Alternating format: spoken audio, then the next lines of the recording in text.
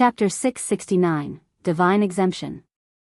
When the duel began, everyone's attention promptly shifted towards the two fighters. One was a guardian knight, while the other was a cleric. Neither was a high-damage class.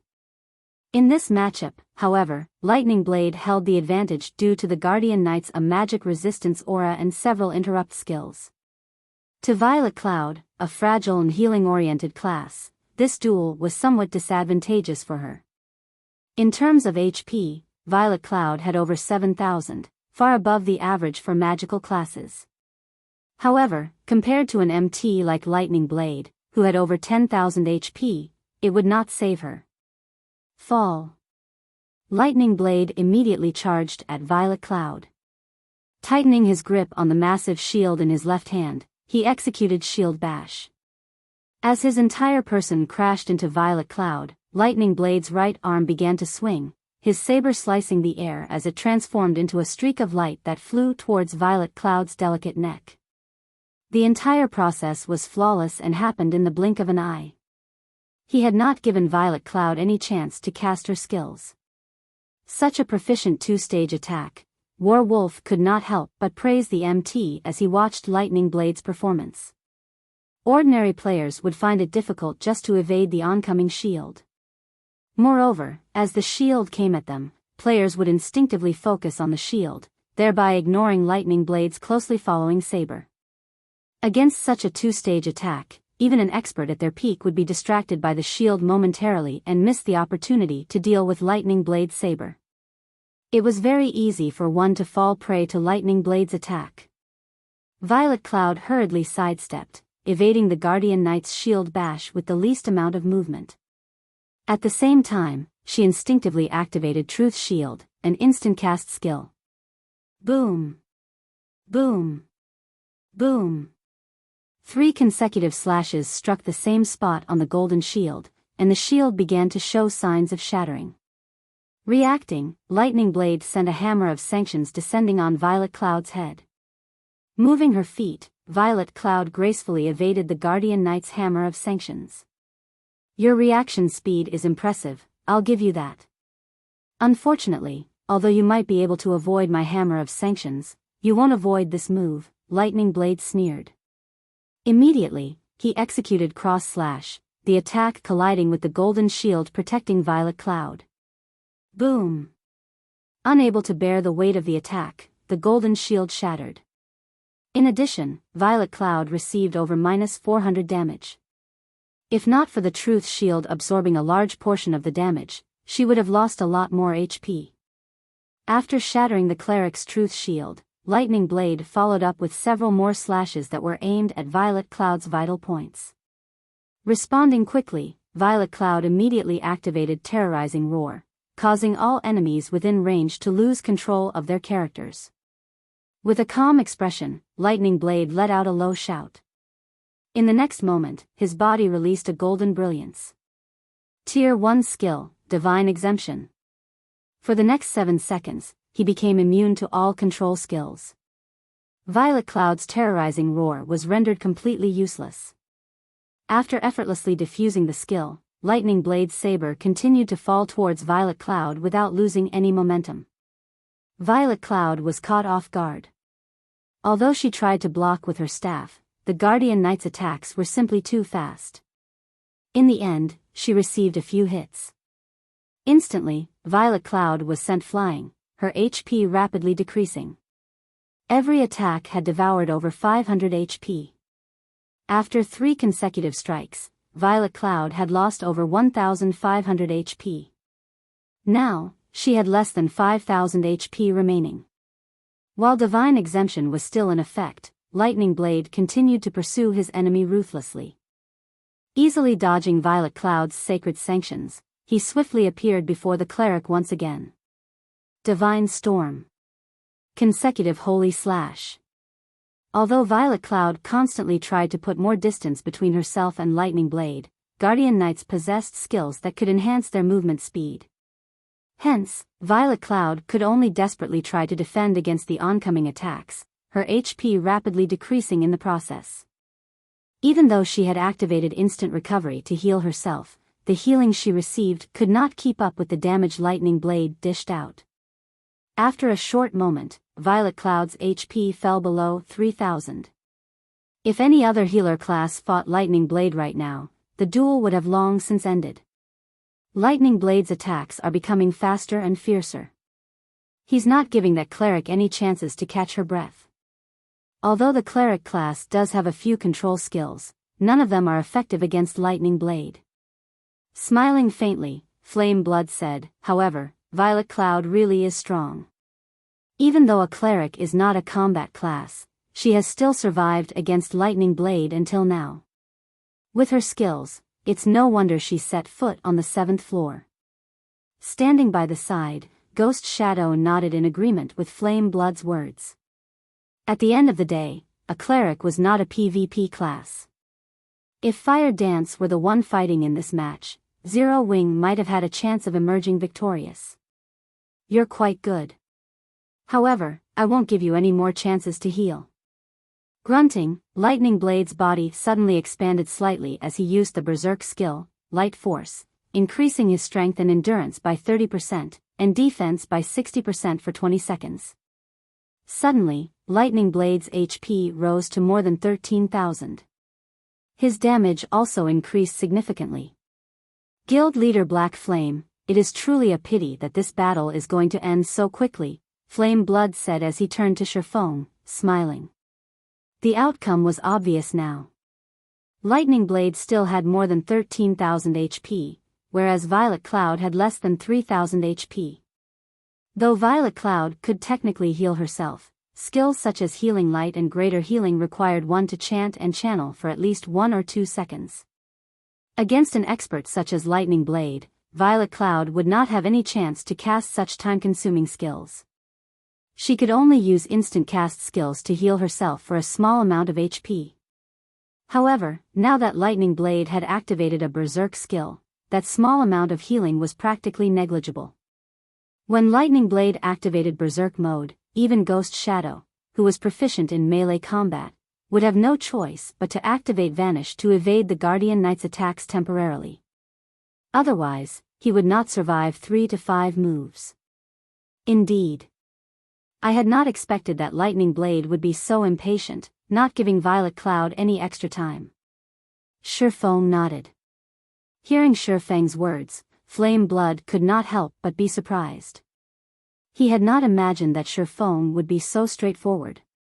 With anticipation, he said, "Ha ha ha. Lightning indeed possesses such a personality. However, this is also because he very much looks forward to fighting you, Guild Leader Black Flame." Fighting me? Shifeng shook his head. Calmly smiling, he said, "I'm afraid a loser doesn't qualify to challenge me." Loser? Confusion appeared on Flame Blood's eyes. Is Guild Leader Black Flame referring to Lightning Blade? Who else would I be referring to? Shifeng rolled his eyes at the cleric. You have an interesting sense of humor. Flame Blood understood that Shifeng was in denial. Let's see who will lose, then. Although Shifeng's voice was not loud, experts with keen 5 sense could hear him clearly, even from a distance. When Lightning Blade heard Shifeng's words, his mouth inadvertently twitched, wrathful flames appearing in his eyes. I had intended to show some mercy. Now, however, I'll teach you the meaning of despair. If you want to blame someone, blame your guild leader. Lightning Blade transformed into an afterimage and arrived before Violet Cloud, the blade of his saber vanishing as he swung the weapon. At this moment, one could only see the afterimage of his arm. Moreover, the Guardian Knight no longer aimed at Violet Cloud's vital points, but at her limbs instead. Just as Lightning Blade's saber was about to strike Violet Cloud, the saber suddenly stopped an inch before Violet Cloud's arm, unable to proceed. What's going on? Lightning Blade muttered in shock. No matter how much strength he used, so much so that the veins in his arms bulged with the effort, his saber could not reach Violet Cloud's body. It was as if he had just struck a steel wall. Guild leader, couldn't you have let me play a little longer? Violet Cloud pouted. Chapter 670, Difference in Skills. Everyone was stunned when they saw the sudden change between the combatants. After activating his berserk skill, Lightning Blade was extraordinarily powerful, particularly in terms of strength. Yet, his slash, which was backed up by that powerful strength, could not actually touch Violet Cloud. Lightning Blade's saber was frozen 1 inch before reaching Violet Cloud. It was simply inconceivable. A protection skill? Warwolf reacted quickly. There were many kinds of protection skills in God's domain, such as a swordsman's parry or a berserker's block. Magical classes also had corresponding skills. Only, these skills were extremely rare because magical classes were not melee classes. They faced significantly fewer dangers. Hence, these types of skills were very rare. Everyone suddenly came to a realization. Protection skills were extremely rare. However, with 0 wing strength, it would not be difficult to obtain one such a skill book for Violet Cloud. So, she has a protection skill. However, how many of my attacks do you think your protection skill can withstand? Lightning Blade growled. You are only prolonging your suffering. Saying so, Lightning Blade began brandishing his saber once again. Generally, protection skills could only block a certain number of attacks. Moreover, that number was very low. It was a skill only meant for crucial moments. Standing at a distance, Shifeng could clearly see what was going through Lightning Blade's mind, and he could not help but shake his head. The protection skill Violet Cloud had used was not any ordinary protection skill.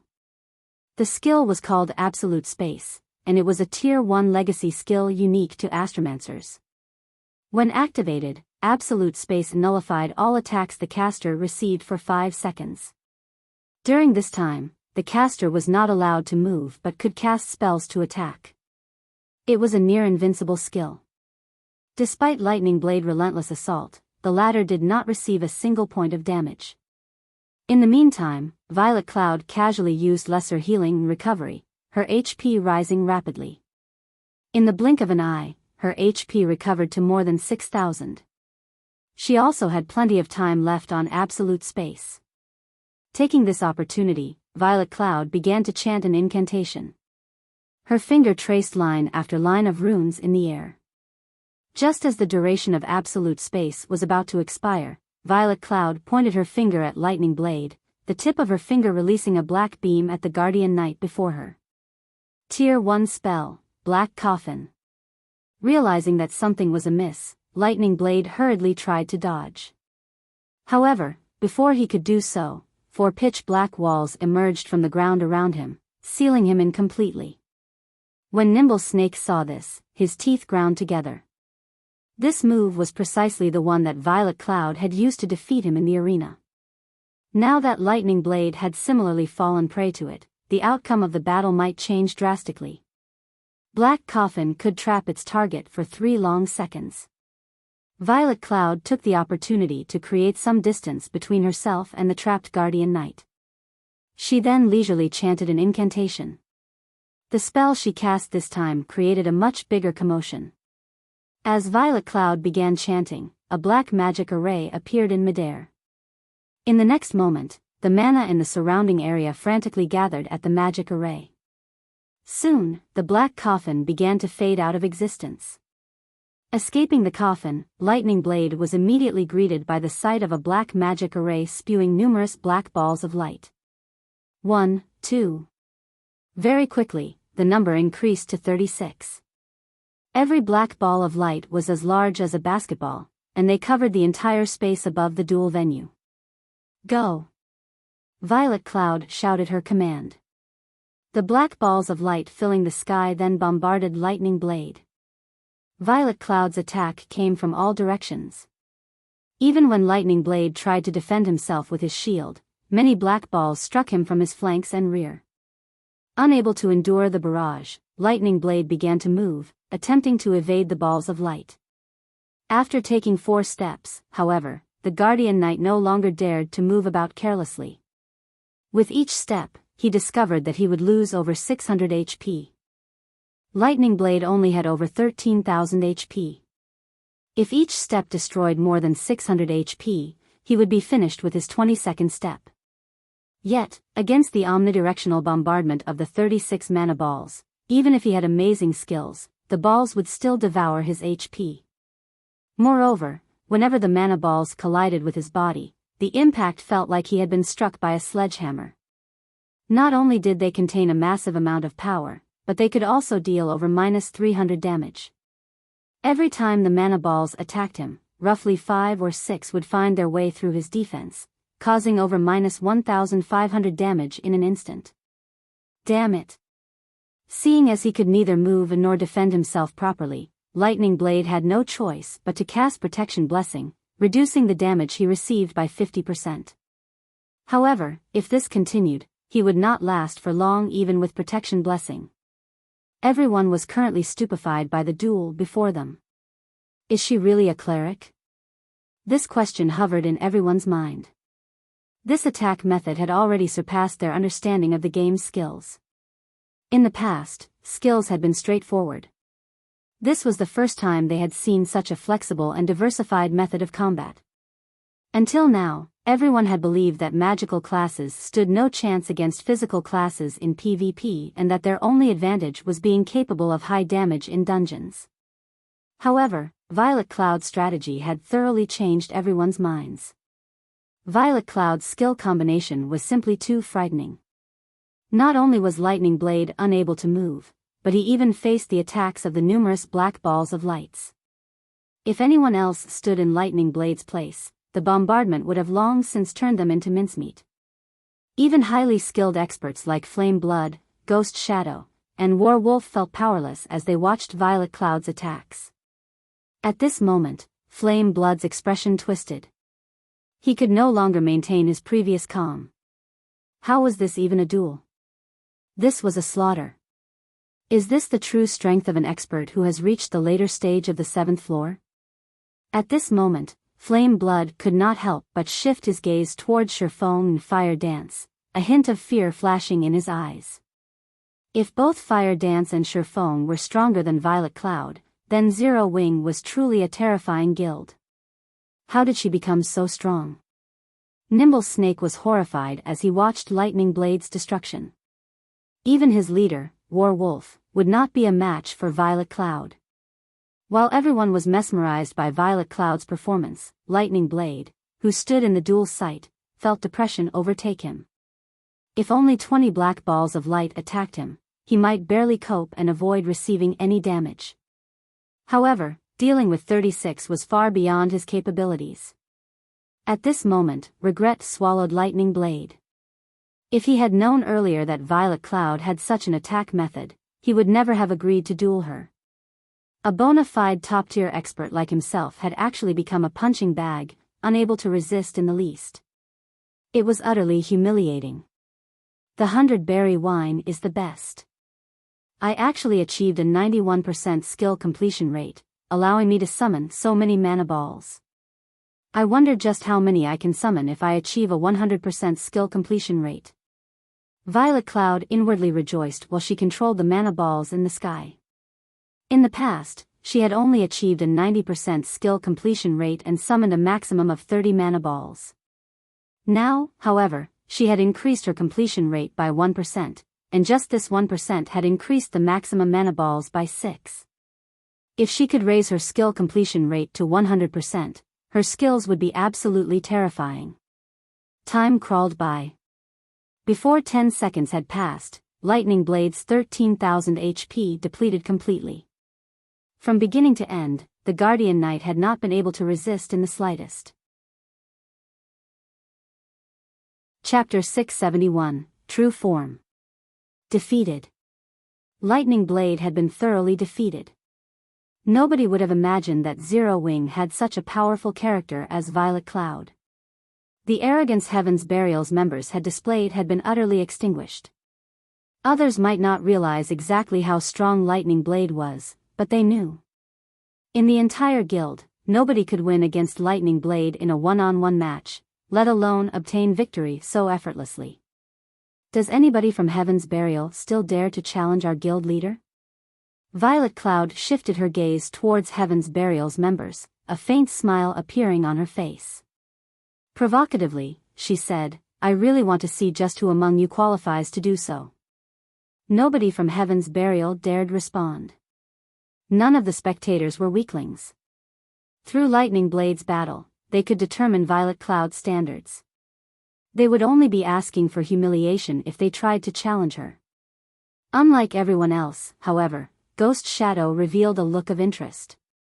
Unfortunately, just as he was about to open his mouth and speak, the woman beside him stopped his words. This woman wore a gorgeous red mage's robe, which failed tremendously to hide her magnificent cleavage. She also wore a white beret on her head, covering her silky blue hair, which scattered around her waist. In her hand, she held an eye-catching, white jade staff that radiated a faint golden glow.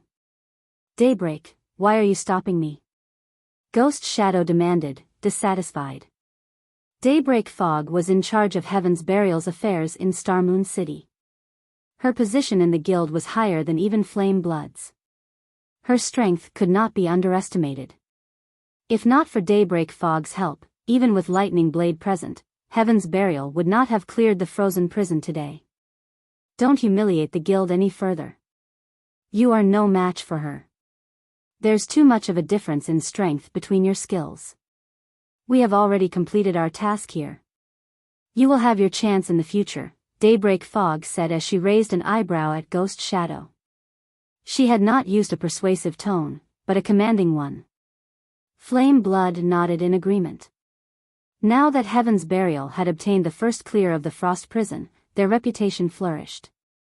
However, if Violet Cloud defeated their several great experts, all of their efforts would go to waste.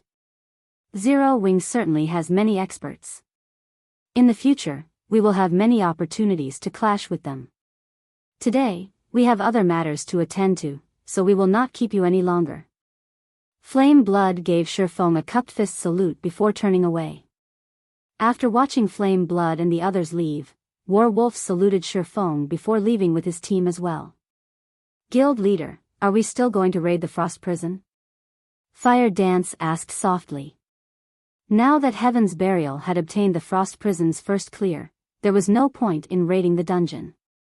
Rather than obtaining some materials and equipment, grinding in the Stoneclaw Mountains for magic crystals and high-level equipment would be more effective. After all, the Stoneclaw Mountains was a level 30 to level 49 regional dungeon. Not only did it drop much higher level equipment, but it also offered higher quality equipment. By grinding in the Stoneclaw Mountains, they could prepare to raid the next large-scale team dungeon.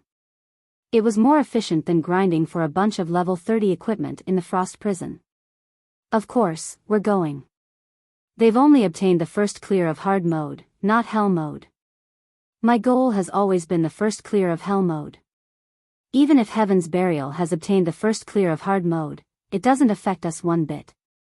Shifeng shook his head and laughed. The materials for constructing a stable were not that easily obtainable.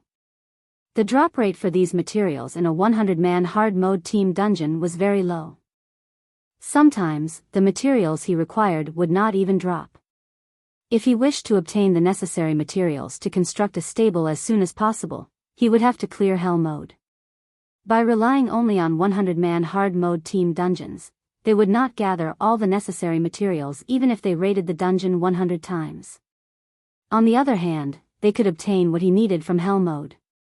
Team dungeons refreshed once every 3 days. Raiding a team dungeon 100 times would require at least 300 days. Though, when players reached higher levels, lower-level dungeons would become much easier to raid. At that time, the number of teams the guild could form to raid these dungeons would also increase. However, that was still a long ways off. Currently, Shifeng was in a hurry to construct a stable and nurture the Thunder Wolf. Nurturing a 5-star mount required a lot of time and effort, after all.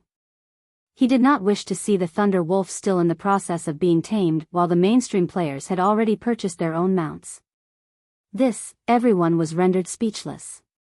Guild leader, with our recent improvement, we might be able to manage hard mode, but I think that hell mode is still out of our reach.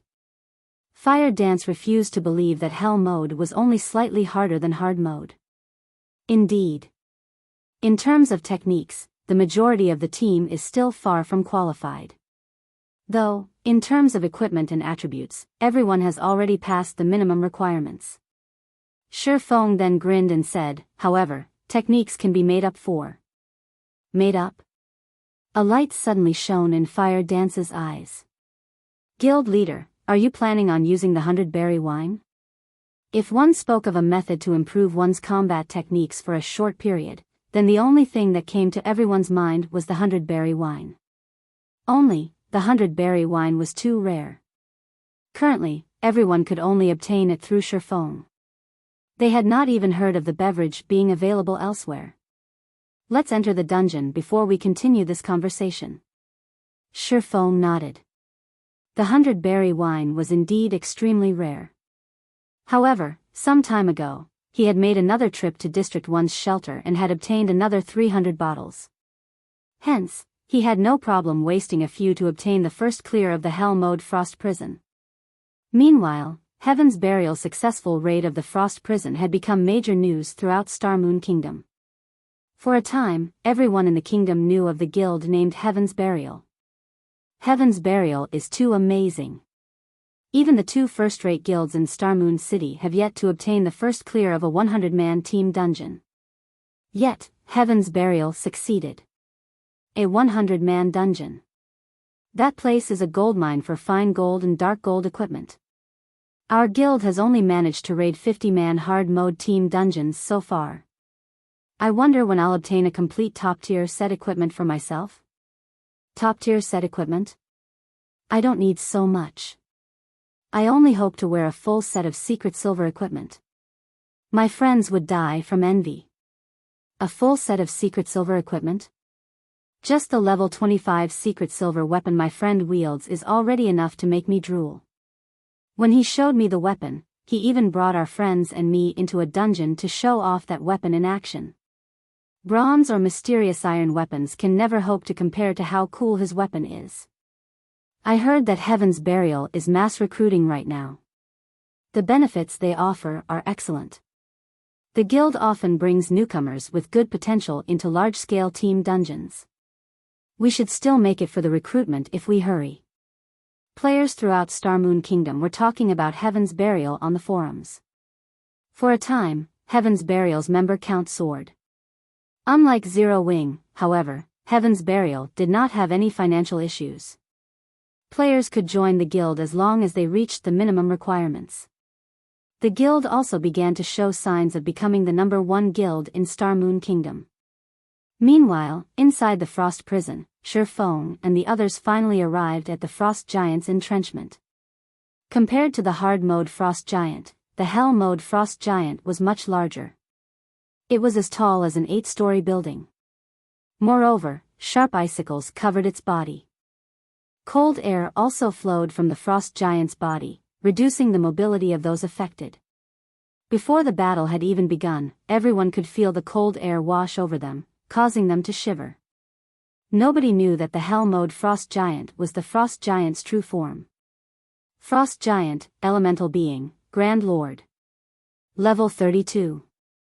HP 60,000,000/60,000,000.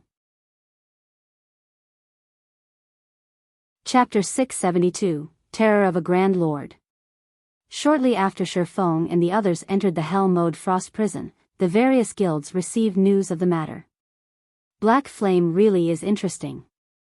After we've just claimed the first clear of hard mode, he immediately leads Zero Wing to raid Hell mode, Daybreak Fog said, a hint of interest flashing in her eyes. Smirking, she asked, Flame Blood, what do you think of this? They should just be testing the waters. At this point, there isn't any point in raiding the hard mode Frost Prison. Aside from challenging Hell mode, their only other option is to challenge the 100-man team dungeons of other cities. However, the team will have to prepare and familiarize themselves with the other 100-man team dungeons to raid them successfully, Flame Blood said quietly as he read the report from his subordinates. Unfortunately, with Zero Wing's current teams, it is simply impossible to raid the Hell mode Frost Prison.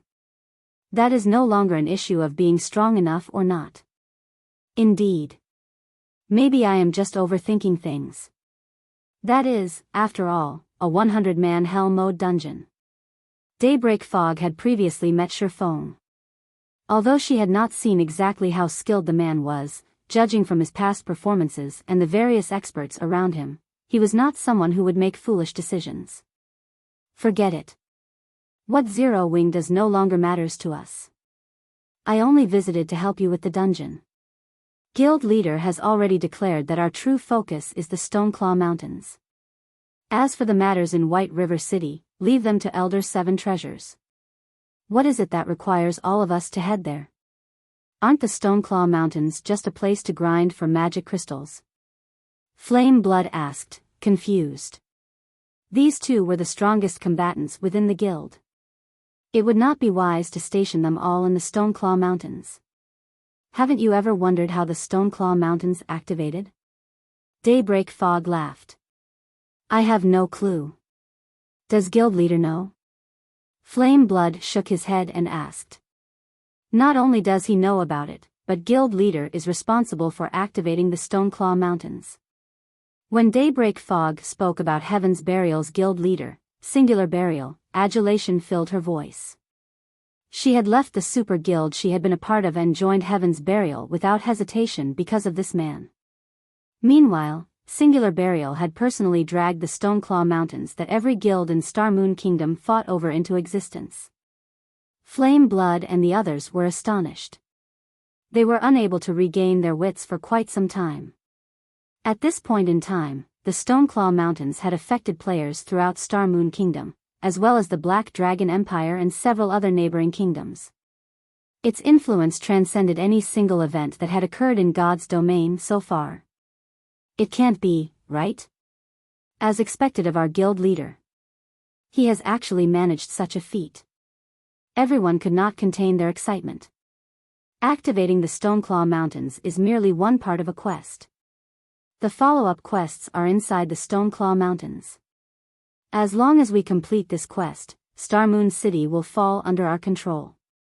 Hence, this matter takes precedence over everything else, Daybreak Fog said sternly, her tone hinting that she would not take no for an answer. Since that is the case, let's prepare to head over there immediately. Flame Blood fully agreed with Daybreak Fog's words. If they could obtain Star Moon City for themselves, it would become somewhat easier to obtain White River City. Frost Prison. Why is a Grand Lord so much stronger than a Great Lord? Fire Dance frowned as she observed the Frost Giant. Currently, her senses warned her that she must not provoke the Frost Giant under any circumstances. Although the Grand Lord ranked Frost Giant only had 15 million more HP than the Great Lord version, the difference between them felt like the difference between heaven and earth. The team members could not help but shudder. The Grand Lord's aura was so dense that it made them feel like they were submerged in water, reducing their mobility significantly. Just how were they supposed to fight like this? Let's rest here for now, Shifeng said in the team chat. He was not in a hurry to start the battle. The Hell Mode Frost Prison was no trivial matter. Even with the assistance of the 100-berry wine, there was no guarantee they could clear the dungeon. Contrary to expectations, the greatest difference between a Grand Lord and an ordinary Great Lord was not attributes, but mental suppression. It was one of the reasons that made Grand Lords exceedingly difficult to take down. Aura was intangible. It was more like a form of mental suppression. When people were under immense pressure, they would often lose their ability to perform normally. Some people would even find it difficult to move. It was just like how many people would be petrified when they encountered a life-threatening situation. A Grand Lord possessed such an aura. Even an expert player would find it difficult to cope with such a situation, much less ordinary players. Hence, the 100-man Hell Mode dungeons of the various regions were exceedingly hard to clear. It was not a matter of having insufficient strength. Rather, it was because players were unable to exhibit it properly. Only powerful experts with stout hearts would endure the mental suppression and fight normally. To current players, this was asking too much. Fortunately, Shifeng had a way to combat this problem. Fire, distribute these bottles. Saying so, Shifeng took out 100 bottles of 100-berry wine from his bag. Not only could the 100-berry wine increase a player's compatibility rate with their weapons and equipment, but it also had the side effect of dulling a player's 5 senses. Normally, this would reduce a player's sensitivity in battle, weakening their perception of danger. In this case, however, it was the best method to reduce the frost giant's mental suppression. Alcohol makes a man braver. However, instead of increasing a person's courage, alcohol would numb a person's mental perception, removing their sense of crisis. Normally, crisis awareness was the foundation of survival for all living beings. Only with a sense of danger could one avoid threats and survive. This sense was indispensable for God's domain's players. Players normally work to sharpen their crisis awareness. That way, they could avoid attacks and launch counterattacks in battles. Meanwhile, Grand Lords were so terrifying was precisely because the main god system had specifically designed these monsters to challenge this sense. After receiving the 100-berry wine, everyone promptly emptied their bottles. Sure enough, the suppression everyone experienced lessened significantly. Their bodies no longer felt heavy. At the same time, Shifeng also used the Bible of Darkness to summon a level 36 Tier 2 evil spirit. Although it was not a support-type evil spirit like the Heart Devourer, it was a magic attack-type evil spirit. It could increase the team's overall DPS significantly. Everyone, focus on dodging and positioning. When attacking, focus on stability above all else. If you know your attacks will miss, don't bother wasting stamina. Shifeng began to issue commands. Also, MTs, listen up. After you launch a few attacks at the start of the battle, you won't need to continue attacking the boss. Just make sure you stand in front of the boss as much as possible. For damage dealers, do the opposite, do not stand in front of the boss as much as possible. It is best if you attack from the sides. Shifeng had fought the Hell Mode Frost Giant plenty of times in the past. The Frost Giant possessed relatively low intelligence. Even as a Grand Lord, this fact held true. This was fairly common for elemental beings. The Frost Giant's attacks were also quite simple, preferring to attack only the targets in front of it. The Frost Giant would only switch targets after destroying the target before it. The team's MTs did not deal a lot of damage. If they had to focus on attacking while evading and blocking the Frost Giant's attacks, with their current techniques and attributes, they would run out of stamina before 10 minutes were up. Against the Grand Lord's 60 million HP, 10 minutes was definitely not enough to finish the battle. After everyone was in position, Kola, Yi Wumian, Turtledove, and the other MTs charged at the Frost Giant as one fierce assault. Before the group of MTs arrived before the Frost Giant, the Grand Lord released its Frost Domain. The Frost Domain's effects this time were slightly stronger than against the Great Lord-ranked Frost Giant. Though the stamina consumption rate was the same, their movement and attack speeds had now decreased by 50%. Chapter 673, Grinding a Boss. Before Kola and the other MTs could reach the Frost Giant, the Grand Lord raised its iron fists and smashed the frozen ground heavily. Ice thorns. As if the frosty ground had transformed into water, waves rocked the surroundings. Every wave rolled the ground. Amidst these waves, ordinary players would struggle to stay on their feet. Although Kola and the others were experts, even they could barely advance. Following which, glistening ice spikes exploded from the ground, one after another. Even the slightest touch dealt nearly -3,000 damage to Kola and the other MTs. This attack was obviously much stronger than the Great Lord-ranked Frost Giants. Everyone's chests tightened at this situation. Could they really defeat this Frost Giant? Damage dealers on the sides can attack freely. Blackie, cast Guardian of Light on Kola. Violet, focus on damage, Shifeng leisurely commanded. Got it. Although Blackie was curious as to why Shifeng wanted him to use Guardian of Light on Kola so soon, he did not question the command. Immediately, he cast Guardian of Light on Kola. Initially, Kola lost nearly 5,000 HP with each hit from the Grand Lord. However, with Guardian of Light, the Frost Giant's attacks dealt less than -1,000 damage to the Guardian Knight.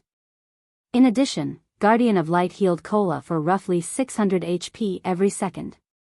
Against the Frost Giant's damage, Cola could survive quite a while without the healer's assistance. However, shortly after Guardian of Light activated, the Frost Giant abruptly stomped its foot, dealing massive damage to all enemies within 10 yards. Naturally, Cola could not avoid the attack as the giant's foot slammed him to the ground, a damage of over -3,000 points appearing above his head. Everyone sucked in a breath of cold air. This attack was simply too frightening. Shifeng, however, was not surprised. This move was an instant kill move unique to the Hell Mode Frost Giant. The Frost Giant would first use Fatal Blow against one enemy. If that enemy failed to withstand the attack and died, the nearest person would receive damage as well. However, as long as a player withstood the attack, the Frost Giant would not immediately repeat the attack on a new target. Good. Next, focus on dodging the icicles from above. Seeing as there were no major issues, Shifeng activated the Aura of Space and dashed towards the Frost Giant. He had no intentions of saving his stamina. The Frost Domain was a control spell. As long as he activated the Aura of Space, he would be immune to all control effects. In other words, the Frost Domain would not affect him, and he could fight without worrying about his stamina depleting too quickly. With Cola holding the boss's aggro, the other DPS began their relentless assault. Spells and arrows bombarded the Frost Giant. Meanwhile, the melee classes desperately attacked the Grand Lord's joints, thereby disturbing its attack rhythm. The members of Zero Wing's main force wore excellent equipment, and practically all of their skills could deal over -1,000 damage to the Frost Giant. Among the team members, Fire Dance and Rampant Blade were the strongest. The majority of Fire Dance's equipped Tier 3 gemstones were strength attributed. Every one of her normal attacks could deal over -1,000 damage. When she used Absolute Strike, she dealt nearly -6,000 damage or over -10,000 damage with a critical hit. As for Rampant Blade, he possessed the Blue Fire double-edged sword. Each swing dealt over -1,500 damage to the Grand Lord. With a 20% critical rate, he could occasionally deal over -3,000 damage. From time to time, he would also trigger Blue Fire Dance, dealing nearly -5,000 damage. His damage output was only second to Fire Dance's. Following them were Blackie and Violet Cloud. As the Frost Giant was an elemental being, it possessed some magic resistance. Hence, magic attacks were not as effective as physical attacks against the Grand Lord. Meanwhile, activating Silent Steps, Shifeng appeared directly above the Frost Giant. He sent a thunder flame explosion descending on the Grand Lord's head. -10,436. The effects are better than I expected. Shifeng glanced at the system notification panel, seeing a 98% skill completion rate. After he had consumed the 100-berry wine, he noticed that drink had been more effective than usual. Normally, he could only achieve a 96% completion rate with Thunder Flame Explosion, even with the help of the 100-berry wine. Following which, Shifeng executed Chop. His motions were as smooth as flowing water. In the next moment, the 3 slashes he sent out intertwined into a single silver light, which tore everything in its path as it struck a single point. -12,846. This time, his chop achieved a 99% completion rate. He was only a thread away from reaching 100%. Shifeng's astonishing damage shocked his fellow teammates. Chop was one of a swordsman's basic skills, yet when Shifeng executed his Tier 1 chop, his display was far different from other swordsmen's. Instead of dealing 3 damages, the skill only dealt 1. The skill's overall damage was even more frightening. In the absence of a critical hit, Shifeng had dealt over -10,000 damage with his chop. His damage was on the same level as Fire Dance's and Rampant Blade's critical hits with their most powerful skills. This was simply inconceivable. Immediately after, Shifeng used Flame Burst, launching 15 attacks in quick succession. Every hit forced the Frost Giant to take half a step back. Moreover, each hit dealt over minus 16,000 damage and over minus 32,000 damage if it were a critical hit. The sight floored the other Zero Wing members into a momentary standstill. Don't focus on dealing more damage to the boss. Think about how you can improve your skill completion rates. It isn't often that you get to experience a mental suppression like this. Shifeng finally understood why the 100-berry wine was more effective than usual. The 100-berry wine had a side effect of blurring a player's 5 senses, dulling their perception. However, the Grand Lord's aura could negate much of this side effect, allowing players to maintain a clear state of mind even with the alcoholic effects. With this, players could execute their skills more efficiently. After Shifeng's reminder, everyone became aware of their own conditions. Previously, when they had drunk the 100-berry wine, they had not been able to maintain a clear state of mind. If they could practice their skills while sober, it would definitely help to improve their skill completion rates. Excitement gripped the team. They were no longer afraid of the Grand Lord. On the contrary, they stared at the Frost Giant as if he were nothing more than a mountain of gold, desire gripping their hearts. Using a Grand Lord as target practice was simply unbelievable, yet Zero Wing's members did just that. The rapid rise of everyone's skill completion rates allowed them to understand more about their respective skills. At the same time, this improvement also allowed them to reduce many of their excess motions, thereby reducing their stamina consumption rates significantly. A short moment later, the Frost Giant's HP fell to the 20% threshold. However, none of these players were satisfied. During this short period, everyone's skill completion rates had improved significantly. For example, Fire Dance and Violet Cloud had managed to raise their skill completion rates by a stable 2%. Everyone else managed to raise theirs by a stable 1%. Originally, when raiding the hard mode Frost Giant, the team would have less than 70 people capable of fighting at this point. Now, however, every member of the team was still up and ready to fight. On the contrary, it was the Frost Giant who looked pitiful right now. You actually dare stand before me, the King of Frost? I will show you a power that you have never seen before, the Frost Giant bellowed, causing the entire cavern to tremble. Cold air began to gather and condense in the Frost Giant's hand. In the dark cavern, it seemed like the Frost Giant held a bright moon that dispelled the darkness. Why haven't we seen this move in hard mode before?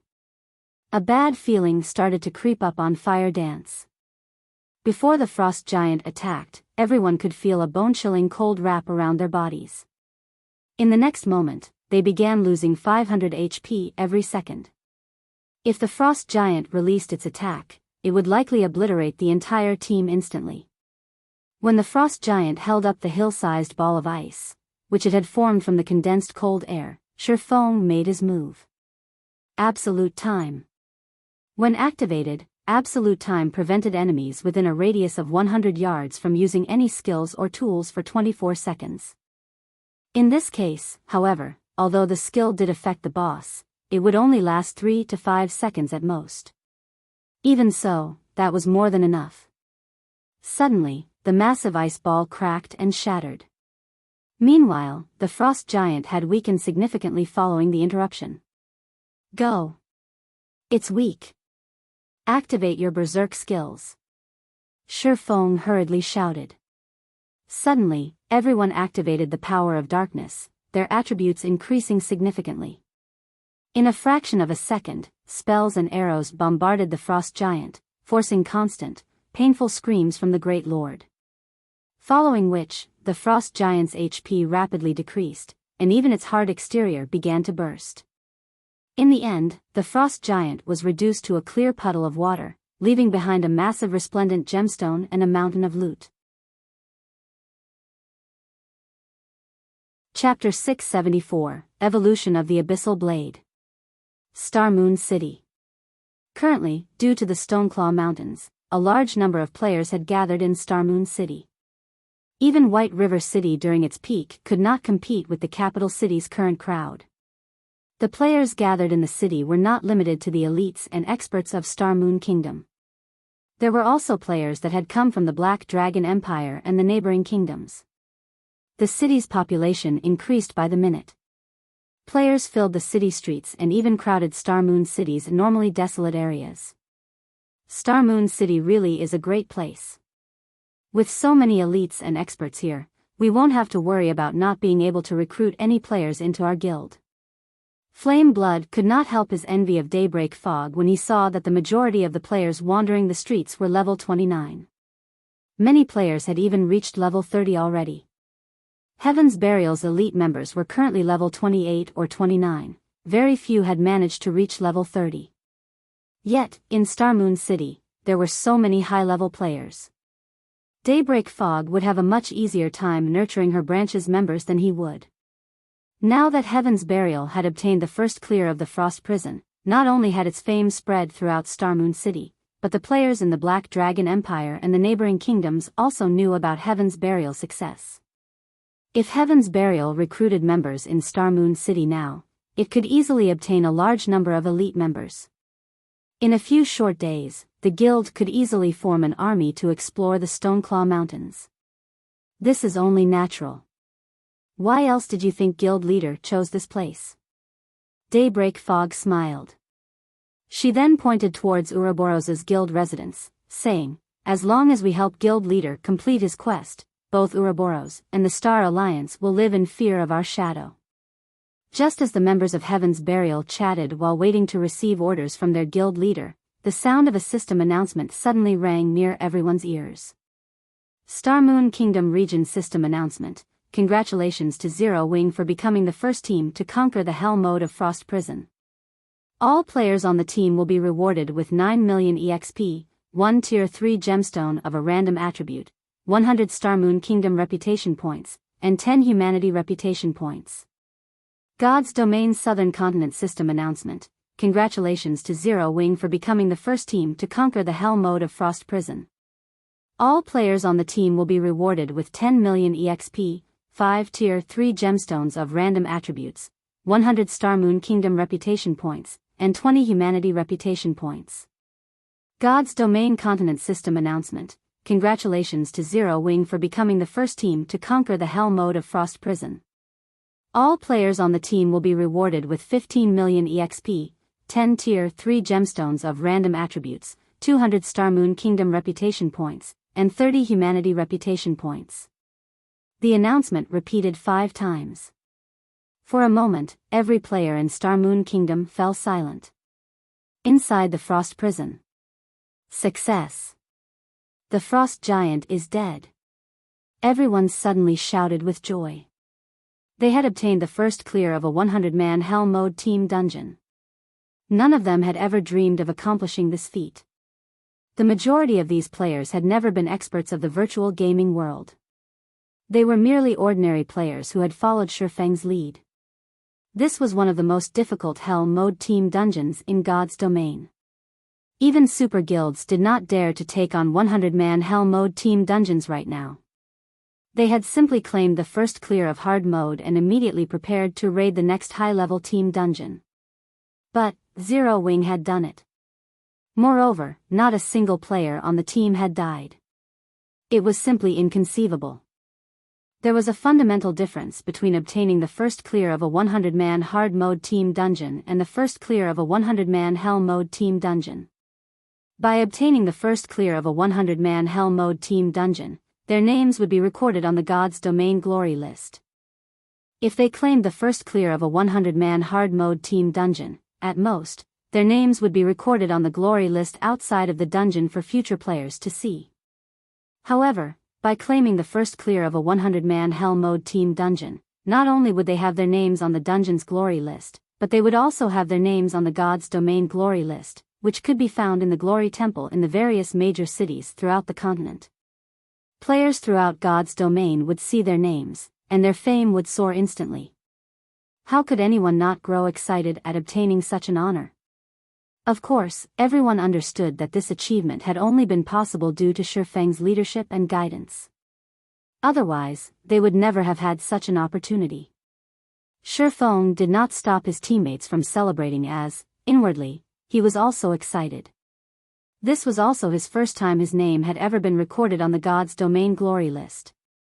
In his previous life, he was only able to gaze with envy at the other names in the Glory Temple.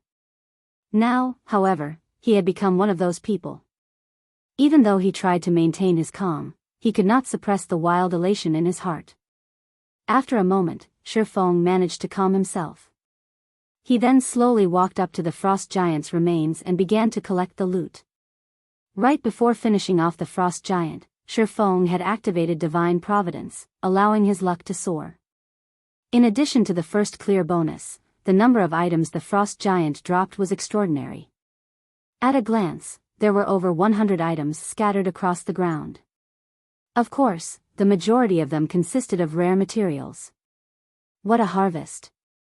From this single raid, 1/3 of the materials I need for the stables have dropped. After a few more, I'll be able to start the construction, Shi Feng muttered as he casually glanced at the items. Suddenly, his eyes shone as he exclaimed, "An epic item." There were 0 chances for an epic item to drop in a 100-man hard mode team dungeon. For hell mode, though, there was a very small chance of one dropping. Hence, even in the past, epic items were extremely rare. Unless they were extremely lucky, ordinary players had no hope of getting their hands on one. Only large guilds would have quite a few epic items. However, those required the efforts of the entire guild. What's this? Shi Feng quickly discovered a faintly glowing golden crystal. Having never seen this item before, he unconsciously used omniscient eyes to examine it. Mana crystal. Contains a frightening level of mana. Rumor has it that this is the best material for forging magic weapons. The best material for forging magic weapons? Shi Feng's jaw hit the floor. Magic weapons were far rarer than epic items. Every magic weapon possessed an extraordinary history. The abyssal blade in Shi Feng's hands was one such example. The master smith Alices had personally forged the magnificent weapon. The materials used would not have been one bit inferior to that of legendary items. The value of a material that could be used to forge a magic weapon would most likely rival that of an epic item, or even surpass it, because a magic weapon's strength depended on the skills of the forger. System: Abyssal Blade has discovered an evolution item. Would you like the Abyssal Blade to absorb the item and evolve? Suddenly, the sound of a system notification reached his ears. This is an evolution item? Shi Feng gazed at the faintly glowing golden crystal in his hand in amazement. Aside from leveling up, the Abyssal Blade could evolve. Only, the system had never revealed the conditions for its evolution. Moreover, Shi Feng had only managed to learn very little information regarding magic weapons in the past, so he was not sure how to evolve a magic weapon. Unexpectedly, he had actually obtained the evolution item required after obtaining the first clear of a 100-man team dungeon. Should I evolve it or not? Shi Feng knew that the stronger a magic weapon became, the stronger the backlash would be when it occurred. After giving it some thought, Shi Feng gritted his teeth and agreed to evolve the Abyssal Blade. On the path of experts, if one did not move forward, they would be left behind. Since he aimed to reach the peak of God's domain, he would encounter countless experts and monstrous players. If he could not even control a single magic weapon, how was he supposed to face those monsters? Chapter 675, Bountiful Loot. After Shi Feng clicked to evolve the Abyssal Blade, the golden crystal in his hands suddenly atomized, transforming into a stream of golden mist that flowed into the Abyssal Blade. Suddenly, the Abyssal Blade began to tremble and emit a flickering golden light. A short moment later, the Abyssal Blade's exterior also began to transform. The silver sword darkened to pitch black once more. This time, however, eye-catching, bright red runes covered the sword's blade. This is an evolution? Shi Feng was stunned. He could clearly feel that the Abyssal Blade had changed massively. His compatibility rate with the magic weapon had particularly increased. It felt as if the weapon had been tailored for him. However, unlike the Abyssal Blade's usual commotion when it leveled up, the weapon had not changed beyond its appearance. It was simply inconceivable. Immediately, Shi Feng investigated the Abyssal Blade's attributes. Abyssal Blade, one-handed sword, magic weapon. Attack power plus 655. All attributes plus 45. Attack speed plus 15. Ignore levels plus 15. Attacks have 50% chance to cause 200% damage. 25% chance to cause 300% damage. Every attack increases damage by 2% to a maximum of 20%. If wielder belongs to a swordsman-related class, all skill levels plus 3. Increase free ability points received for every increase in level by 2 points. Equipment level 30. Can be upgraded. Devour 20 level 35 fine gold weapons and 3 level 35 dark gold weapons to upgrade to level 35. Equipment Tier 1. Can be evolved. Devour 10 mana crystals to evolve to Tier 2. Additional Skill 1, Phantom Kill, Tier 1. Instantly creates a doppelganger under the wielder's control. Doppelganger has 80% of the wielder's attributes and all skills. The wielder can swap positions with the doppelganger at any time. Duration, 1 minute, 10 seconds. Cooldown, 5 minutes. Additional Skill 2, Abyssal Bind, Tier 1. Binds enemies and prevents movement, reducing defense by 100%. Duration, 4 seconds. Cooldown, 50 seconds. Additional Skill 3, 9 Dragons Slash, Tier 1. Instantly creates 12 phantoms of the Abyssal Blade for wielder's use. Each phantom sword deals up to 60% damage. Duration, 30 seconds. Cooldown, 5 minutes. Additional Skill 4, Abyssal Curse, Tier 1. Prevents all targets within a radius of 30 yards from moving or attacking for 6 seconds and reduces their attributes by 20% for 10 minutes. Effect doubles if there is only one target within range. Cooldown, 30 minutes. Additional Profound Inheritance, Black Emperor, Tier 1. When activated, every critical hit will accumulate 1 stack of Death Aura. Each stack can be used to increase all attributes by 2% and attack speed and movement speed by 1% for 10 seconds or to reduce the cooldown of a skill by 3 seconds. Maximum of 33 stacks of Death Aura. Duration, 10 minutes. Cooldown, 12 hours. The Master Smith Alices personally created the Abyssal Blade using the Black Dragon King's fangs as material. It is one of 36 famed swords, ranking 31st. However, the Black Dragon King himself has cursed this sword. Beyond the immense strength the blade offers, the wielder must face a backlash after a certain amount of time. However, after Jack had remodeled the Abyssal Blade with a star crystal, the strength of the backlash has reduced greatly. If the wielder is unable to suppress the backlash, the wielder will receive the Black Dragon King's curse, permanently reducing all attributes by 50%. Unable to be dropped. Unable to be traded. So this is what an evolution looks like. Shifeng finally understood what was going on. The Abyssal Blade's evolution had only provided minor improvements in terms of attributes. However, it had increased the tiers of the magic weapon's additional skills, upgrading them from Tier 0 to Tier 1 skills. It was similar to how players upgraded their skills. Only, while players required skill proficiency to upgrade their skills, the Abyssal Blade required mana crystals. Although the additional skills had not improved much after the evolution, the skills would now be more effective on high-tiered monsters. But this mana crystal was not easy to obtain.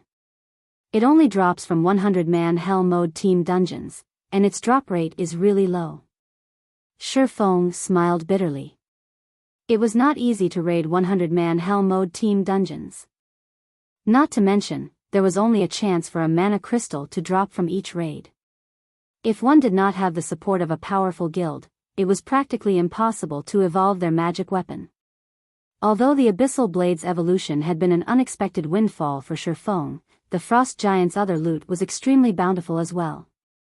Shifeng spent over a dozen minutes organizing the loot. In total, they had obtained 26 weapons and equipment pieces in this raid. Aside from 1 epic weapon, 2 Tier 1 weapons, 8 dark gold set pieces, and 7 dark gold weapons and equipment had dropped. The remaining non-material items were fine gold set pieces. The harvest this time really is massive. Not only did an epic item drop, but we also obtained 2 Tier 1 weapons. Shifeng immediately began appraising the epic item and Tier 1 weapons. Among the many weapons and equipment pieces that dropped, the epic item definitely ranked first in terms of value. The Tier 1 weapons followed closely behind. Aside from epic weapons, a Tier 1 weapon was the best weapon available for a Tier 1 class. Although Tier 1 weapons were only slightly superior to Dark Gold weapons in terms of attributes, they specifically catered to a single class. Hence, these weapons allowed players to exert more of their strength in combat. Divine Frost Armor, Plate Armor, Epic Rank. Level 30, Level 90. Equipment Requirement, Strength 240, Agility 150. Attributes adjust according to the user's level. HP increased by 20%. Defense increased by 30%.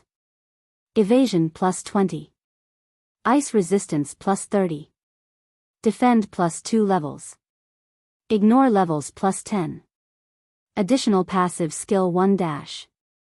Frost Domain, reduce the movement speed and attack speed of all enemies within a range of 20 yards by 20%. Additional passive skill 2 dash. Frost Shield, when attacked, there is a fixed chance to generate a frost shield that reduces damage received by 50%. Additional active skill dash. Freezing Air, increases defense by 100% and reduces magic damage received by 80% for 15 seconds. Reduces enemies' movement speed within 15 yards by 40% each second. After being slowed for 3 seconds, they will be frozen for 7 seconds. Cooldown, 3 minutes. Tempest's Breath, Two-Handed Saber, Tier 1 weapon. Level 30, Level 50. Class Requirement, Berserker. Attack Power plus 748, currently Level 30. Strength plus 50, Agility plus 45, Endurance plus 40. Ignore 20% of the target's defense. Ignore levels plus 10. All Berserker skills plus 1 level. Durability 160/160. Attacks have 15% chance to trigger Whirlwind Slash, passive, dealing 180% weapon damage to surrounding enemies. 20% chance to trigger Fatal Blow, dealing 220% weapon damage to target and inflict bleed, reducing target's HP by 20% over 6 seconds. Wind Chaser, Longbow, Tier 1 weapon. Level 30, Level 50. Class Requirement, Ranger. Attack Power plus 708, currently Level 30. Strength plus 43, Agility plus 55, Endurance plus 42. Attack Speed plus 3. Accuracy plus 10%. Ignore levels plus 10. All Ranger skills plus 1 level. Durability 140/140. Attacks have 10% chance to trigger Wind's Protection, increasing arrow speed by 60% and inflicting 170% weapon damage. 20% chance to trigger Quadruple Stars, transforming 1 arrow into 4, each dealing 90% weapon damage. When Shifeng shared these weapons and equipment pieces statistics, the team forgot about their joy of claiming the first clear of Hell mode completely. This epic plate armor is insane. This is perfect for dealing with agility-focused bosses and players. Cola stared at the armor, mesmerized. MT classes were not particularly agile. With the Frost Domain, however, MTs could make up for this weakness, their strength reaching a whole new level. Now that you've seen the items for yourselves, let's start the team auction, Shifeng announced. Chapter 676, Famous. White River City. Before Heaven's Burial's popularity could reach its peak, White River City's players had turned away from the guild, leaving it in the cold. Zero Wing was the only thing on everyone's minds. As expected of the number 1 guild of our city, Zero Wing has actually claimed the first clear of the Hell mode Frost Prison so quickly. That's right.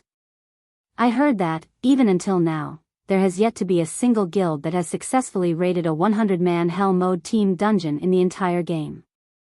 Even those super guilds don't have the courage to challenge them. Yet, Zero Wing dared to, and they succeeded. The strength of Zero Wing's main force definitely ranks at the peak of God's domain. It really makes you wonder just how the guild has managed to find so many experts. Find? You have the wrong idea. My friend is a member of Zero Wing's main force, and I am very familiar with his strength. When we started playing God's domain, he was even slightly weaker than I was. However, ever since he joined Zero Wing, his strength has improved at a rate beyond the imagination. At this point, he has even reached the Trial Tower's 5th floor, becoming one of the few experts in White River City. That's not possible, right? What's not possible? I've been regretting my decision to join my current guild ever since. Although we are both core members of our respective guilds, I'm just a noob compared to my friend. As the sun began to drop below the horizon, the number of players who wandered into the Blue Moon Bar increased. When speaking about Zero Wing, many could not help but sigh with regret. Initially, Zero Wing had merely been a small and insignificant guild. Now, however, not only had it become White River City's unquestioned overlord, but it had also become the focal point of God's domain. Many guild players wallowed in their regret. Had they had only chosen to join Zero Wing, they would have enjoyed extraordinary status and fame by now. Many guilds' elites even swore a silent oath to leave their current guilds and join Zero Wing, even if they had to compensate their guilds for the loss. It was much better than remaining a nobody for the rest of their lives. Meanwhile, in Star Moon City, the news of Zero Wing's first clear of a 100-man Hell Mode team dungeon caused a massive sensation to sweep through the city. This sudden development had changed many players, who had intended to join Heaven's Burial, minds, opting to join Zero Wing instead. Just how did Zero Wing manage it? We're talking about Hell Mode. Flame Blood utterly refused to believe the news. Although their guild had never dived into a 100-man Hell Mode dungeon before, they had obtained a lot of information from super guilds. Not only were the dungeon's monsters stronger in terms of attributes, but the final boss was also capable of mental suppression. When fighting the final boss, players could not display their usual strength. Even a team of 5th floor experts would lose as much as 2/3 of their strength. Hence, the various super guilds had given up on raiding Hell Mode, focusing on raiding other 100-man dungeons to earn guild reputation instead. Yet, Zero Wing had done it. Moreover, Zero Wing's achievement instantly shattered the momentum that Heaven's Burial had gained after many difficulties.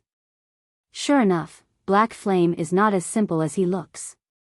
He has hidden his strength so deeply, Daybreak Fog muttered as she absorbed the information with great interest. The files she read were all about Black Flame. Although Heaven's Burial's information network is not as extensive those super guilds, it is still significantly more thorough than other first-rate guilds. However, we have close to no information regarding Black Flame's background. It is as if he just appeared out of thin air one day.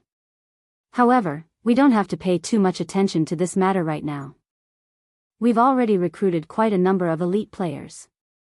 Now, we need to improve everyone's levels and equipment quickly and prepare to complete the task Guild Leader has assigned to us. When Guild Leader completes his quest, Heaven's Burial will become Star Moon City's overlord. At that time, Zero Wing will no longer be an obstacle. No ordinary NPC city could compete with Star Moon City. In games, players competed with each other via resources. Meanwhile, the resources available in God's domain's various regions were limited. As the capital city of a kingdom, Star Moon City naturally offered more resources than any other city in the kingdom. The city also offered a more convenient transportation system. Visiting players from other kingdoms and empires who wished to explore Star Moon Kingdom could only teleport to one city, Star Moon City. Only after teleporting to Star Moon City could they teleport to the other cities in Star Moon Kingdom. This alone was enough to allow Star Moon City to stand above its competitors in the kingdom. Not to mention, Star Moon City had far more high-level maps and dungeons within its region. Aside from Star Moon Kingdom, the various large guilds across God's domain began to turn their attention to Zero Wing, particularly first-rate guilds and super guilds. Zero Wing?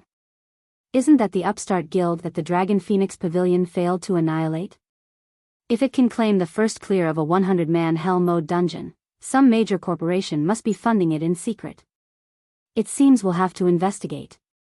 Meanwhile, inside Twilight Echo's guild residence. Despite being a veteran first-rate guild, Twilight Echo was in a turmoil. Initially, they had not particularly cared about Zero Wing. After all, it was simply a farce Aqua Rose had concocted. Now, however, the situation had changed. The Zero Wing that Aqua Rose currently occupied had claimed the first clear of a 100-man hell mode team dungeon. Even super guilds lacked this achievement. This went to show that Zero Wing's strength was extraordinary. At the very least, the standard of the guild's main force must rank at the very peak of God's domain. However, nobody among Twilight Echo upper echelon believed that Black Flame was the one responsible for such a powerful team. After all, before God's domain, nobody in the virtual gaming world had ever heard of him. The only possibility was that Aqua Rose was responsible for the team's creation. I told you that Aqua Rose possessed immense potential, yet you were adamant about chasing her out of Twilight Echo.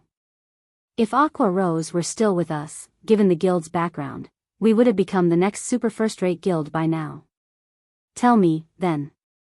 What should we do now? A middle-aged man with a righteous air huffed angrily.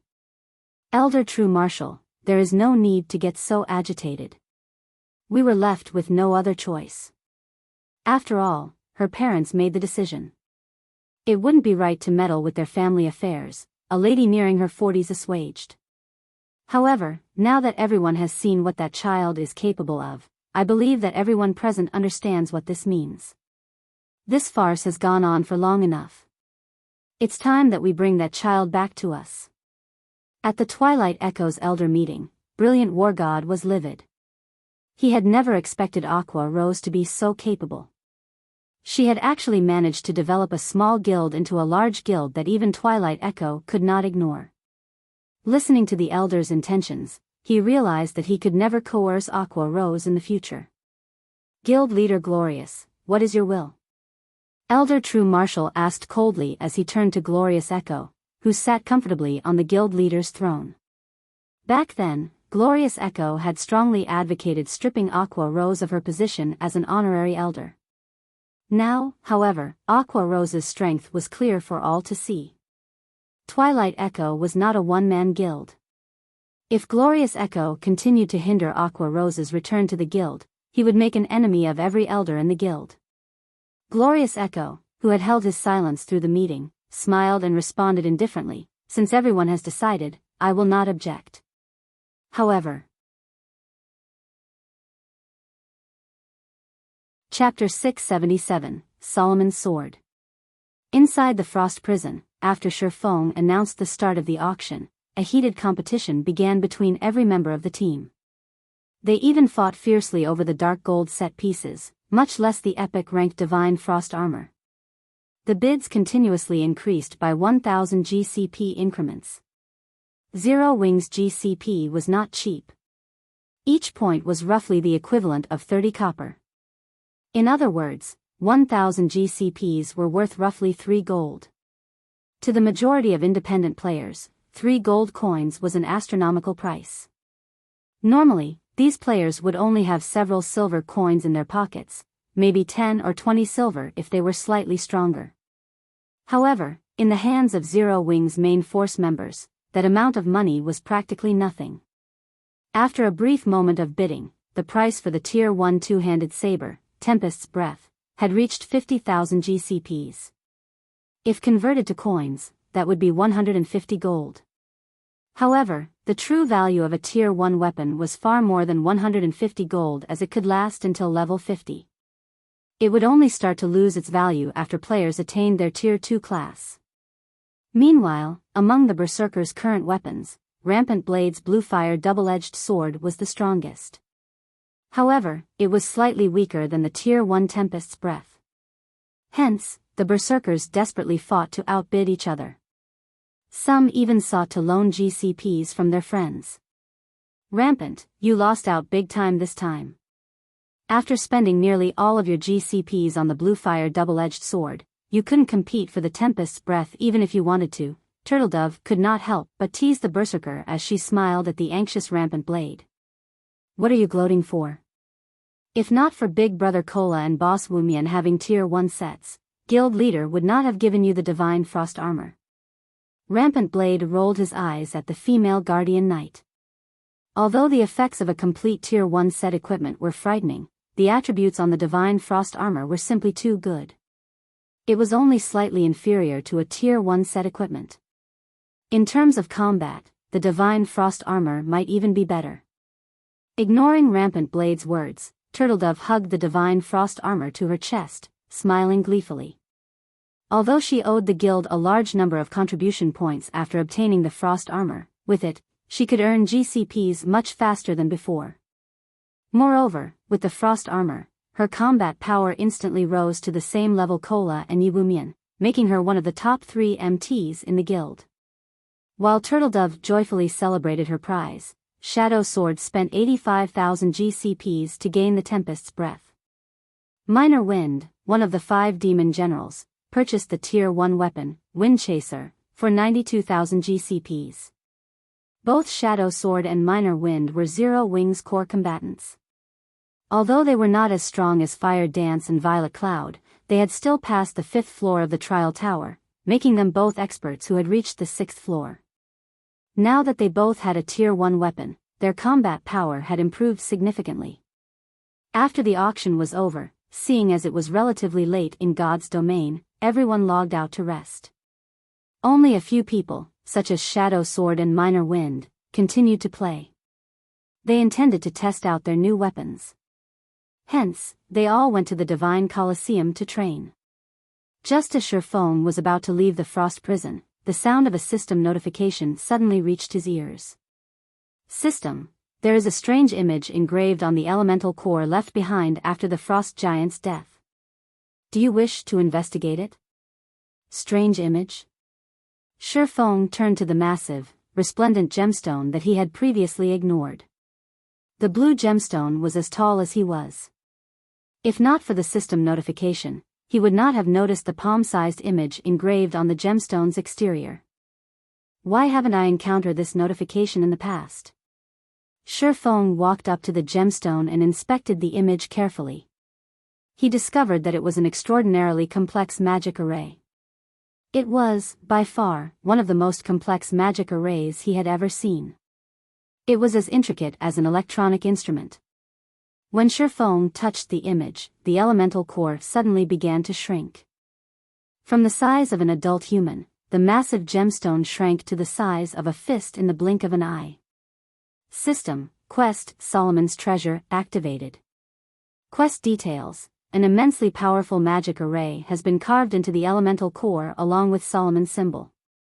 You might gain an unexpected bounty if you take this elemental core to a great mage. Quest rewards, unknown. Is this a bonus quest for obtaining the first clear of Hell mode?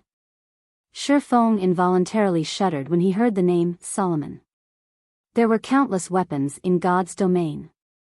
However, while epic weapons were exceedingly rare, legendary weapons were as rare as a phoenix's feather.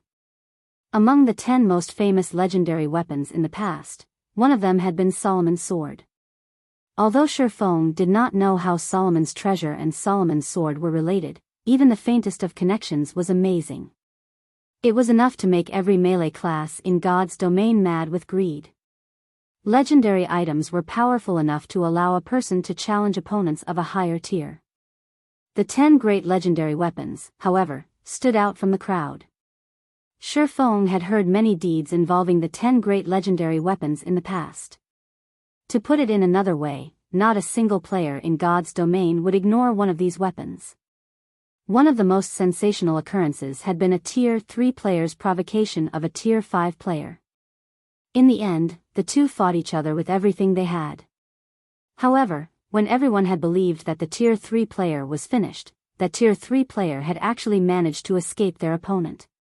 In God's domain, the difference between tiers was massive.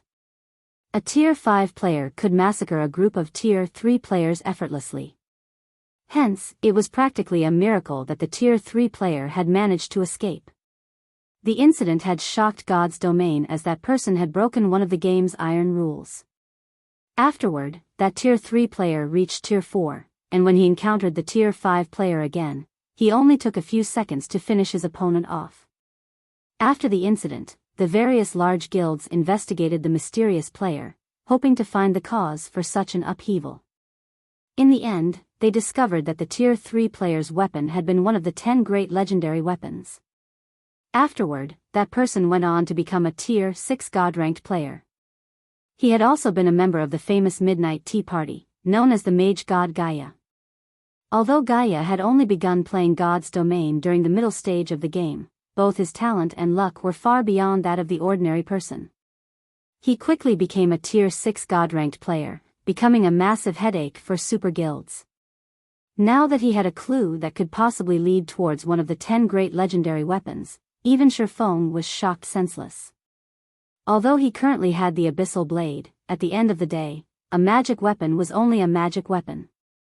It was significantly inferior to a legendary weapon, not to mention one of the 10 great legendary weapons. Such an item was almost a myth, even in God's domain. Shifeng carefully stored the elemental core and with trembling hands, took out a return scroll.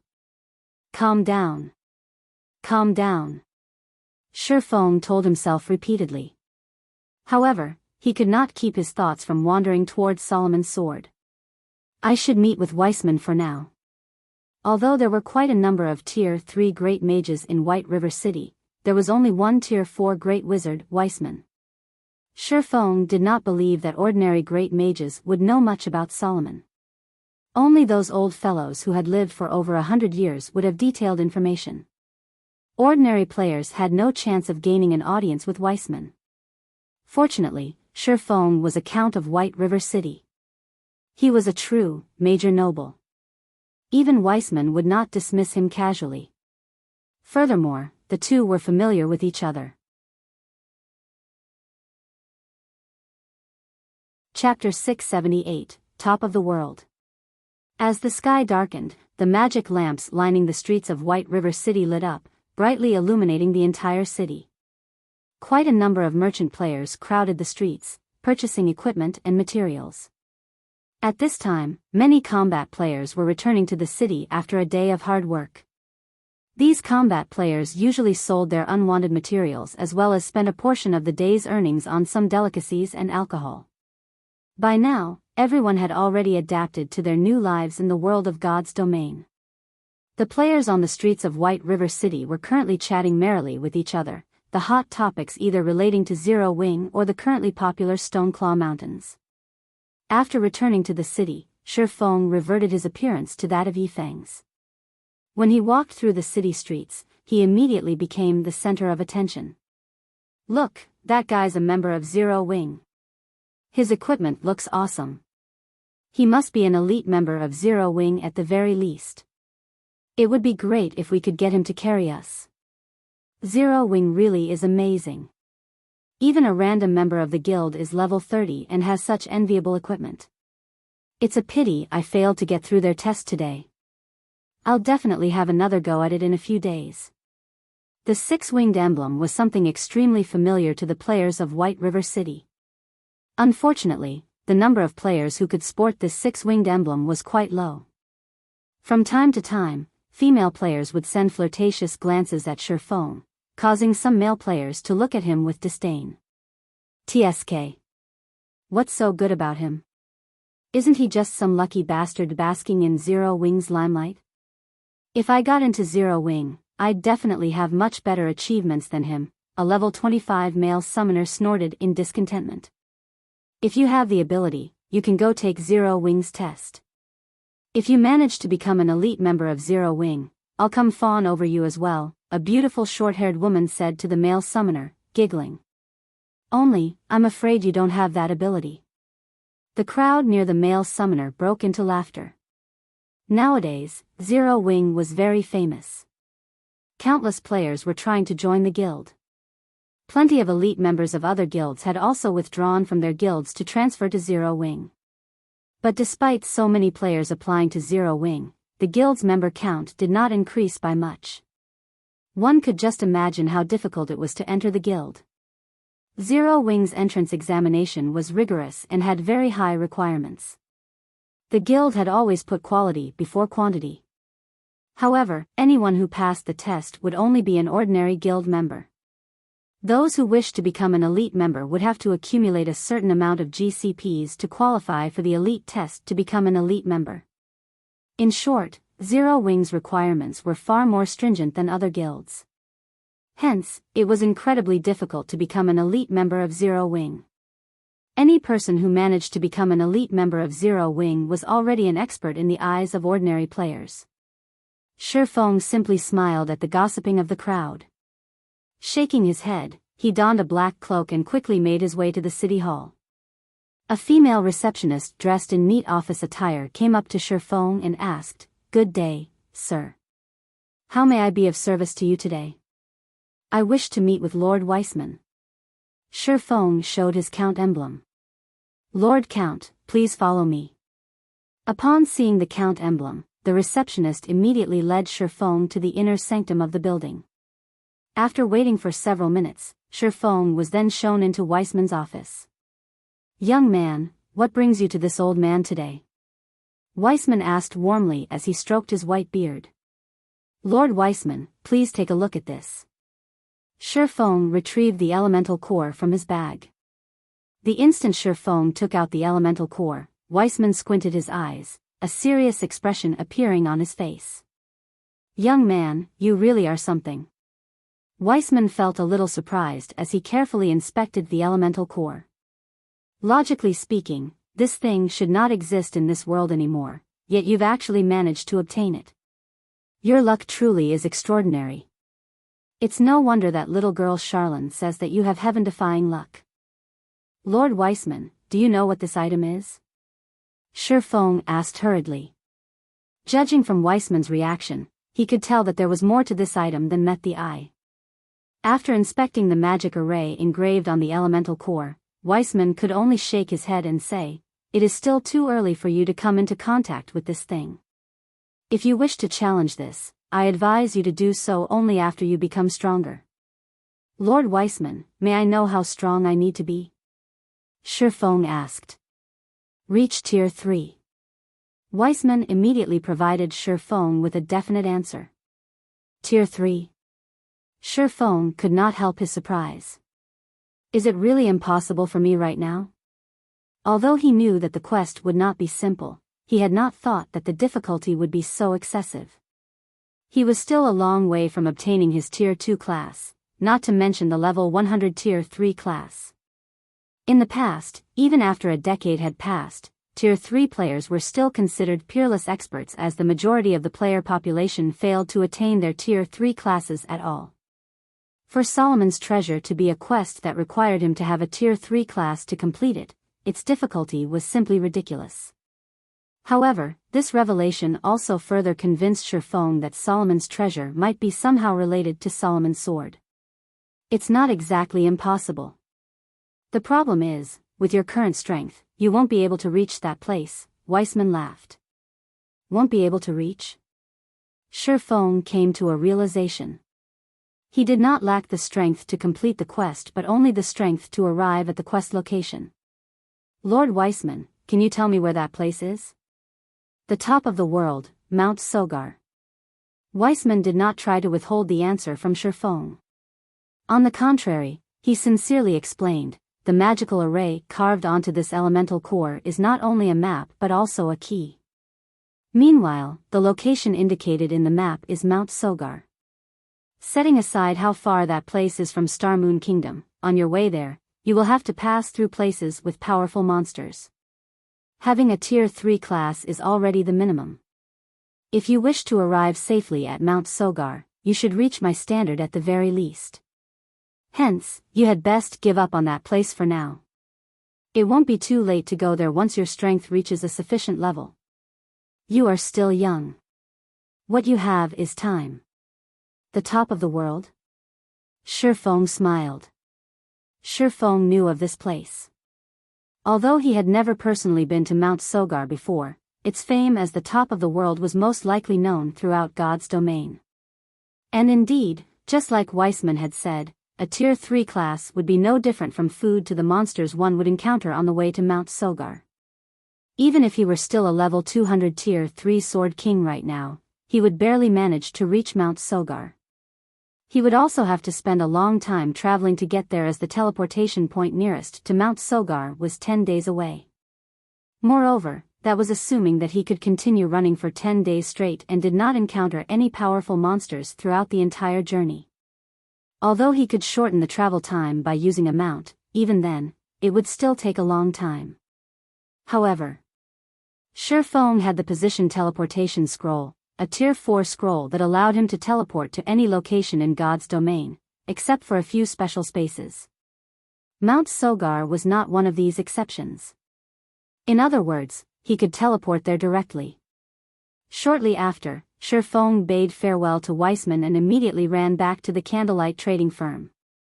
As its moniker suggested, Mount Sogar was the tallest location in the entire God's domain. At the same time, it was also a domain that humans did not willingly enter, as a multitude of powerful monsters lived there. Even the human empires were powerless against the monsters there. In the past, there had been many players who had tried challenging that place. Although Shifeng could head to Mount Sogar right now, he still needed to make a lot of preparations. After he returned to his forging room, he immediately contacted Melancholic Smile. Melancholic, send the top-ranking alchemist and engineer within the trading firm to my forging room, please. Chapter 679, The Weapon That Ended an Era. Inside an advanced forging room of the Candlelight trading firm. Under Melancholic Smile's instructions, the Candlelight trading firm's most skilled alchemist and engineer immediately made their way to Shifeng's forging room. Take a look at these for now, and tell me how confident you are at manufacturing these items, Shifeng said. He then passed two separate designs to the alchemist Nine Coasts and the engineer Ocean Smile. The two people hurriedly nodded in response, not daring to act sloppily at all before Shifeng. Nine Coasts was the only intermediate alchemist of the Candlelight trading firm, whereas Ocean Smile was the only intermediate engineer of the trading firm. In the past, both these people had boasted great achievements and had managed to set foot into the realm of masters. Back then, even Shifeng, the guild leader of a second-rate guild, had to treat them with great respect. Yet, now, these two people were very nervous while conversing with him. There was no hint of the arrogance they usually displayed when dealing with other lifestyle players within the firm. They were just like two obedient little kittens as they earnestly studied the designs Shifeng had passed to them. However, this reaction of theirs was unavoidable. Black Flame was simply too preeminent. In the entire Starmoon Kingdom, not a single person did not know about Black Flame. He was a great character standing at the peak of Starmoon Kingdom. But at this very moment, such a great character was actually standing right before them and was asking the both of them to perform a task for him. How could they not get flustered? After the two nervously studied the designs, surprise surfaced in their eyes. The designs Shifeng had passed to them were just too frightening. Guild leader, with how complicated this alchemy array is, even I have only around a 10% certainty of manufacturing it. If I can advance to an advanced alchemist, I might be able to raise the success rate to 20%? Nine Coasts said anxiously. What about you? Shifeng turned to look at the engineer, Ocean Smile. Ocean Smile stuttered, F5%. 5%, is it? Shifeng frowned slightly. When Ocean Smile saw such a reaction from Shifeng, he nearly collapsed on the spot. After some pondering, Shifeng still gritted his teeth and said, "All right, then. From now on, I'll permit you two to use the special forging rooms continuously, so focus all your attention on producing these items." The designs he had taken out were actually parts of the magic device design that he had obtained from the Dark Shrine. As the weapon that ended the era of demons and gods, the difficulty of manufacturing it was extraordinary. Normally, even master-level characters had low success rates in fabricating the components of the magic device. What more of individuals who were not masters? Meanwhile, he was responsible for producing the magic device's core component. However, with his current standard as an intermediate forger, manufacturing it was still beyond him. I need to raise my proficiency. Shifeng could not help but sigh as he looked at the design, which comprised over 20 pages. Sure enough, a magic device isn't that easy to produce. However, without a magic device, he did not dare to travel to the top of the world. The outer area of the Stoneclaw Mountains. In a forested valley surrounded by mountains, lights from spells, sparks, and light stones were visible in the vicinity. Ever since Stone Forest Town opened to the public, the Stoneclaw Mountains had become the hunting grounds of expert teams. Even in the dead of night, the number of teams passionately grinding in the regional dungeon did not decrease in the slightest. The various teams were grinding for magic crystals and equipment day in and day out. Magic crystal was the standard currency used at the Divine Colosseum. Since the Stoneclaw Mountains was a level 30 to level 49 regional dungeon, the equipment that the monsters inside dropped naturally ranged between level 30 to level 45.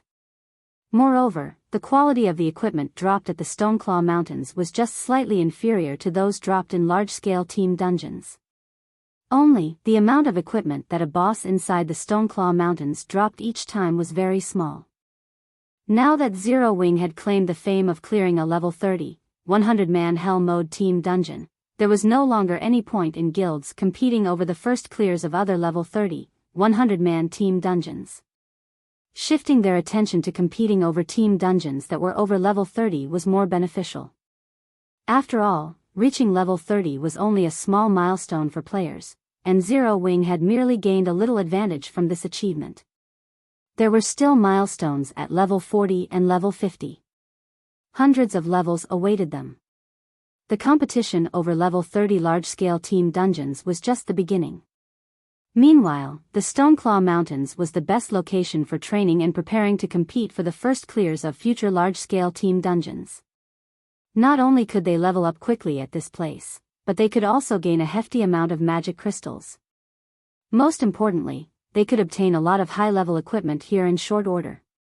Setting aside the fact that team dungeons in the outside world had cooldown times, which greatly restricted the production volume of top-tier equipment, players also took time to adjust when switching from one team dungeon to another. Players would waste a lot of time when going through this transition. However, regional dungeons were different. These had no cooldown time for entry. As long as one had sufficient strength, they could come here to grind for level 30 or above top-tier equipment at any time. It was very efficient. Guilds could build up a massive advantage for raiding 50-man and 100-man team dungeons in the future. Precisely because of this reason, various large guilds had frantically dispatched their members to the Stoneclaw Mountains. "Boss, this lord dropped something," the Star Alliance assassin responsible for picking up the loot said excitedly. Meanwhile, the lord lying beside this assassin was a level 35 half-orc over 3 meters tall. Scattered around this half-orc were many elite half-orc and special elite half-orc corpses, their total number exceeding 100. When Red Feather, who was resting underneath a large tree, heard the assassin's words, joy surfaced on his face. "Bring it here and let me take a look at it," Red Feather said hurriedly. Although the Stoneclaw Mountains would drop plenty of level 30 and above equipment, most of these were level 30 common equipment. "Boss, this is a level 35 fine gold longbow." The assassin passed the weapon to Red Feather excitedly. "It's a really good bow. It's slightly better than a level 30 dark gold longbow. Willow has lucked out this time.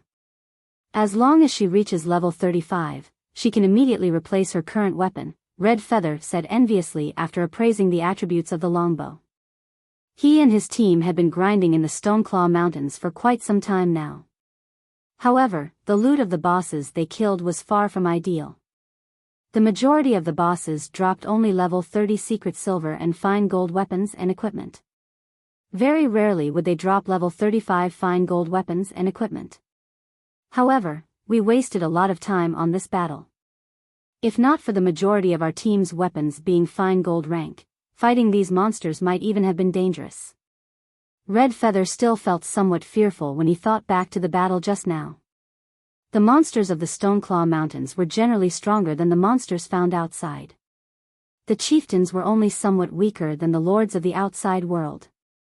The lords here were even more powerful. In terms of combat power, they could rival even the high lords of the outside world. Only their HPs were at normal standards. As for the level 35 lord-ranked half-orc their team faced just now, most of their melee weapons failed to even scratch the lord. Only fine gold weapons or above could cut through the tough skin of the half-orc lord and chip away at its combat power. In fact, Red Feather's team wasn't the only one experiencing such headaches. Any team that came to grind in the Stoneclaw Mountains found themselves facing similar problems. Every battle in the regional dungeon would greatly exhaust a team. Players who used secret silver weapons were even forced to use whetstones to recover their weapons' durability after fighting just one battle. Otherwise, their weapons were sure to break in the next engagement. As a result, the teams in the Stoneclaw Mountains could not fight continuously over long periods of time. Boss Red, Elder Purple Eye's team has encountered 1 lord and 6 chieftains. They are in urgent need of backup right now. Purple Eye's team is too unlucky to have actually encountered so many monsters. Everyone, follow me immediately. Shortly after Red Feather's team began resting, Purple Eye, who was also one of the Star Alliance's top combatants, sent a request for help. Red Feather had no choice but to respond. Even if the standard of Purple Eye's team was very high, there was no way her 100-man team could take on the equivalent of 1 High Lord and 6 lords of the outside world simultaneously. Not to mention, there should also be plenty of elite and special elite monsters. However, the problem plaguing the various teams was actually making the candlelight trading firm in Stone Forest Town a fortune. Whether it was whetstones or advanced whetstones, none of the guilds had initially planned to purchase these items from the candlelight trading firm. However, the consumption of these items was simply too voracious. Their own production was insufficient. Hence, the guilds had no choice but to purchase these items from the candlelight trading firm. Due to this reason, the entire candlelight trading firm was extremely busy since several hundred whetstones might sell at any given minute. Meanwhile, during the time the various guilds were scrambling over the Stoneclaw Mountains, Shifeng cooped himself up inside a special forging room, frantically producing intermediate mana armor kits and continuously increasing his forging proficiency. For 4 whole days, Shifeng did not sleep or rest, spending all that time madly raising his proficiency. He only stopped when the sound of a system notification entered his ears. Meanwhile, Shifeng's level had also increased rapidly during this period. At this moment, he had already reached level 32. His leveling speed simply left one speechless. Chapter 680, Advanced Forger. System, congratulations. You are the first player to be promoted to an Advanced Forger. Rewarding 10 magical gold and 20 million EXP. The system notification repeated 3 times. Upon the arrival of this system notification, Shifeng finally stopped producing intermediate mana armor kits. He had required a total of 24,000 proficiency points to advance from an intermediate forger to an advanced forger. That was double the amount necessary for the promotion from a basic forger to an intermediate forger. It really is tough work. Shifeng abruptly collapsed into a chair, breathing out a sigh of relief. With this standard, I should be able to manufacture the core component of the magic device. Even if he was producing intermediate mana armor kits, it normally should not have been possible to gain 24,000 proficiency points in just 4 days. However, he had the forging talent, forging genius, that every forger dreamed of obtaining. With each successful forging, he had a fixed chance to receive an additional 2 proficiency points, equivalent to successfully producing 1 more high-level item. The luck from Icarus's heart also helped increase his chances of triggering the effects of forging genius. Only with the combination of all these effects did he manage to become an advanced forger. Nevertheless, his success rate at producing the core component of the magic device would still be very low, even though he was now an advanced forger, roughly 10% at most. If he became a master forger, though, his success rate could be as much as 30%. However, time waited for no man. Moreover, even if Shifeng had the Book of Forging, the Black Steel insignia, and forging talent, advancing from an advanced forger to a master forger would still be extremely difficult. That promotion was no longer a problem of proficiency or success rate. One of the requirements for a player to become a master forger was the creation of their own weapons and equipment without relying on readily available forging designs. Doing so would not take days but rather months or years, instead. Hence, even after a decade had passed, remarkably few players had managed to reach the level of master. Setting aside the fact that Shifeng needed to advance to his Tier 2 class within a short period, just the test for the Tier 2 class was already quite challenging. The test for one of the 10 great saint legacies could only be more so. If he wanted to clear the test quickly, it was naturally better for him to be stronger. Solomon's treasure might allow him to improve his strength further. Needless to say, he had to complete the quest as soon as possible. During these 4 days, many things had also occurred in the vast god's domain. The most popular matter had to be the activation of the divine battlefield at the divine Colosseum. The divine battlefield was a place for players to wage war against each other. Players could obtain points for killing other players in the divine battlefield, which they could then use to exchange for rewards. A wide selection of rewards was available, although the most attractive rewards were still weapons and equipment. The best reward players could trade for was dark gold set equipment. However, the number of points required to do so was immense. Moreover, the weapons and equipment received were non-tradable and were usable for only the person who exchanged for them. Hence, even if the items dropped upon the owner's death, other people could not avail of said items, though they could sell them to NPCs, at dismal prices. To exchange for dark gold set equipment, players were first required to reach the highest ranking battlefield. The divine battlefield was divided into multiple ranks: Soldier's Battlefield, General's Battlefield, Marshal's Battlefield, King's Battlefield, and Hero's Battlefield, with each succeeding rank having increasingly higher entry requirements. Only after reaching the Hero's Battlefield could players collect points to exchange for dark gold set equipment. However, this was also a good way for experts to upgrade their equipment. After all, even guilds had a hard time obtaining dark gold weapons and equipment. Hence, everyone's passion for the divine battlefield deepened.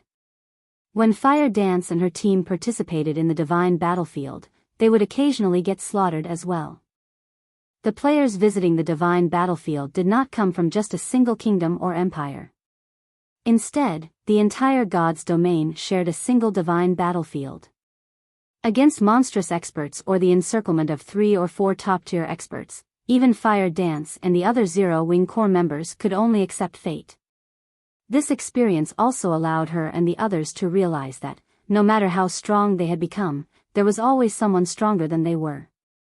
Even if they ranked at the top of a weak, little kingdom like Star Moon Kingdom, they were still insignificant beings in the vast world of God's domain. Meanwhile, the situation at the Stoneclaw Mountains was also heating up. Many teams had already begun clearing the monsters wandering in between the outer and inner areas of the dungeon, and upgrading their equipment very quickly as a result. Zero Wing was also sending large numbers of members to the regional dungeon to grind and level up. For a time, competition within the Stoneclaw Mountains rapidly intensified, and quite often, friction and fighting would break out between players in the dungeon. With the passage of time and the continuous improvement of the system, many more experts would emerge in God's domain. Hence, Shifeng was in a hurry to improve himself further. Guild leader, here are the items you've asked for. The alchemist 9 Coasts stacked a pile of components on top of the stone platform. Respectfully, he said, these are all the components we've managed to make during these past few days. There are 70 sets here. After striving for 4 days, he and Ocean Smile had managed to manufacture only 70 sets of components. Despite receiving an endless amount of materials, their success rates were far lower than their initial estimates. They had spent a full 1,000 gold on manufacturing a mere 70 sets of components. If converted to credits, that amount of coins would be worth several million. At this point, they just wished they could crawl into a hole and die. After all, the materials required to manufacture each component cost roughly 30 silver. With over 1,000 gold, they could have produced over 3,000 individual components. Yet, the both of them combined had only managed to make 140. Their success rate did not even reach 5%. Okay, you can go back and continue making the components. Shifeng nodded. He was not surprised whatsoever by this abysmal success rate. All things considered, those were components required to manufacture a magic device. Their failure to achieve a 5% success rate was entirely within his expectations. After 9 coasts left, Shifeng sorted his mood out and began producing the core component of the magic device. The core component required only a few materials. However, they were all rare materials. Even after the guild's combined efforts as well as purchases through Gentle Snow's connections, he had managed to collect only 100 sets of materials. The cost of one set was roughly 10 gold, so 100 sets cost about 1,000 gold. Meanwhile, Shifeng's success rate was only around 10%. Even the Star Alliance and Ouroboros would not be willing to take such a gamble. Fortunately, I'm earning quite a lot of money through Stone Forest Town and the Candlelight Trading Firm. Otherwise, even I wouldn't dare to take this risk, Shifeng muttered, smiling bitterly as he looked at the materials in his hands. The core component he was going to produce was a ball-shaped object. Just refining the metals required was already a difficult task. However, by relying on the ice blue devil flame, the metal he refined had relatively good color. What came next was molding the metal into the desired shape.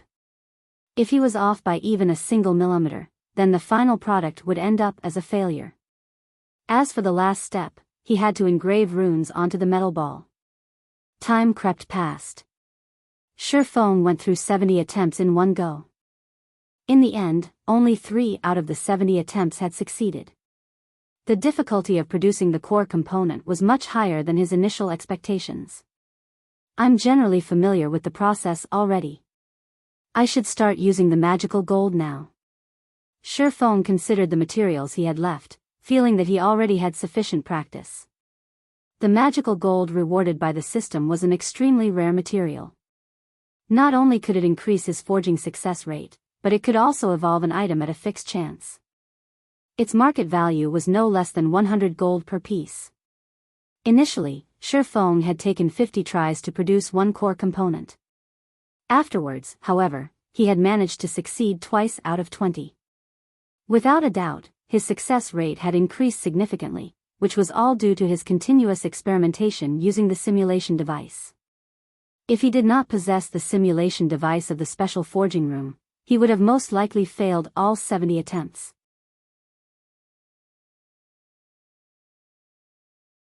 Chapter 681, Dual Abilities. With only 30 sets of materials remaining, Shifeng did not dare to be careless. A magic device was an assembly of different components. The core component was merely one of 3 parts. If he failed the final assembly, the product would be a failure as well, and the components would have to be scrapped. Shifeng had seen a master forger assemble magic devices in the past. Back then, said master forger only had a success rate of 30%. Even so, a massive number of players eagerly searched out this master forger to help assemble their magic devices for them because other master forgers had less than a 20% success rate. 5 sets of components were required just to assemble a single magic device. Furthermore, each component set, which consisted of 3 individual components, required roughly 10 sets of materials to manufacture. In other words, at least 50 sets of materials were required to produce a magic device. If one were unlucky, they might actually require more than 100 sets. Even an expert player would have to spend a long time to gather 100 sets of raw materials. The coins involved could also put an expert player into debt. This was precisely why magic devices had been extremely rare in God's domain in the past. The players capable of obtaining one were generally either experts or wealthy tycoons. After Shifeng had gone so much trouble to obtain 100 sets of materials, he had only managed to produce 3 core components after expending 70 sets. It was not enough to assemble a magic device. At the very least, he needed to prepare 10 core components to have a higher chance of manufacturing a magic device. After all, he was only an advanced forger, not a master forger. Time crawled by. Shifeng's first attempt to produce the core component with the magical gold failed. The second attempt failed as well. After 4 consecutive failures, Shifeng had no choice but to give up on using the magical gold. Magical gold was one of the best support tools for forging dark gold and epic items. Even Shifeng felt a sting after failing 4 times in a row. On his 9th attempt, Shifeng finally succeeded. Sure enough, engraving the runes is the most difficult stage. Shifeng could tell that his previous successes had not been due to luck because he had felt as if his entire being had melted into the metal while he had focused on engraving the runes on this last core. He had felt something similar during his previous successes. This feeling of melding with the core component? Shifeng stopped his work for a moment and pondered the sensation. It feels somewhat like improving my skill completion rate. To improve my skill completion rate, I had to integrate myself with the environment. Suddenly, Shifeng retrieved a bottle of 100-berry wine from his bag and began to manufacture the core component once again. This time, he used a bar of magical gold. The 100-berry wine was a tool that could increase one's compatibility rate. Since the theory behind engraving runes was somewhat similar to improving skill completion rates, the 100-berry wine should help him reach a higher success rate with the engraving the core components runes. This time, Shifeng completed the core components refinement much faster than before. In just 5 minutes, Shifeng finished refining and molding the metals. He also completed engraving the runes in a single breath. As the core component felt like an extension of himself, Shifeng's control over the rune engraving process was quite high. System: core component has been successfully manufactured. Forging proficiency increased by 3 points. Obtained 50,000 EXP. Sure enough, my guess was correct. Excitement bubbled in Shifeng's chest as he heard the sound of the notification. I never realized that the 100-berry wine could be used like this as well. Immediately, Shifeng used the remaining materials in one go. Of the remaining 20 sets of materials, he successfully produced 4 core components. Among them, magical gold had been incorporated into 3. His success rate had reached the level of a master forger. With this, he had managed to produce 9 core components with the 100 sets of materials. Among them, 4 had magical gold. He was only 1 core component from his goal of 10. Now, all that was left was to assemble the magic device. If he succeeded, he would be the first player in God's domain to birth a magic device. As the weapon that had brought about the end of the era of demons and gods, one could just imagine how powerful a magic device was. A magic device's most valuable effect was its ability to strengthen weapons, allowing these weapons to inflict damage to demons and gods. To put it simply, magic devices had given humans the ability to resist demons and gods. Of course, the magic device Shifeng had obtained was not that powerful as it was only bronze rank. Even so, a bronze magic device should not be underestimated. As players reached higher levels in God's domain, the monsters they encountered would grow stronger as well.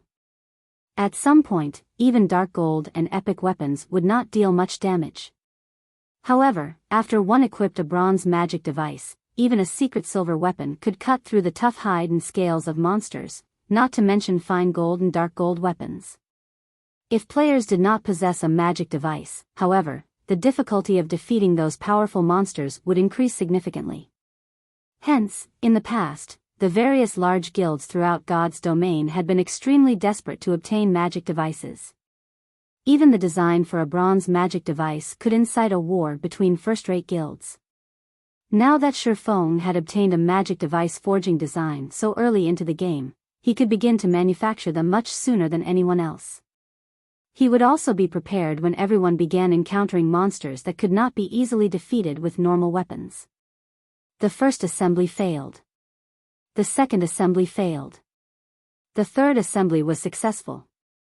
System: bronze magic device has been successfully manufactured. Forging proficiency increased by 5 points.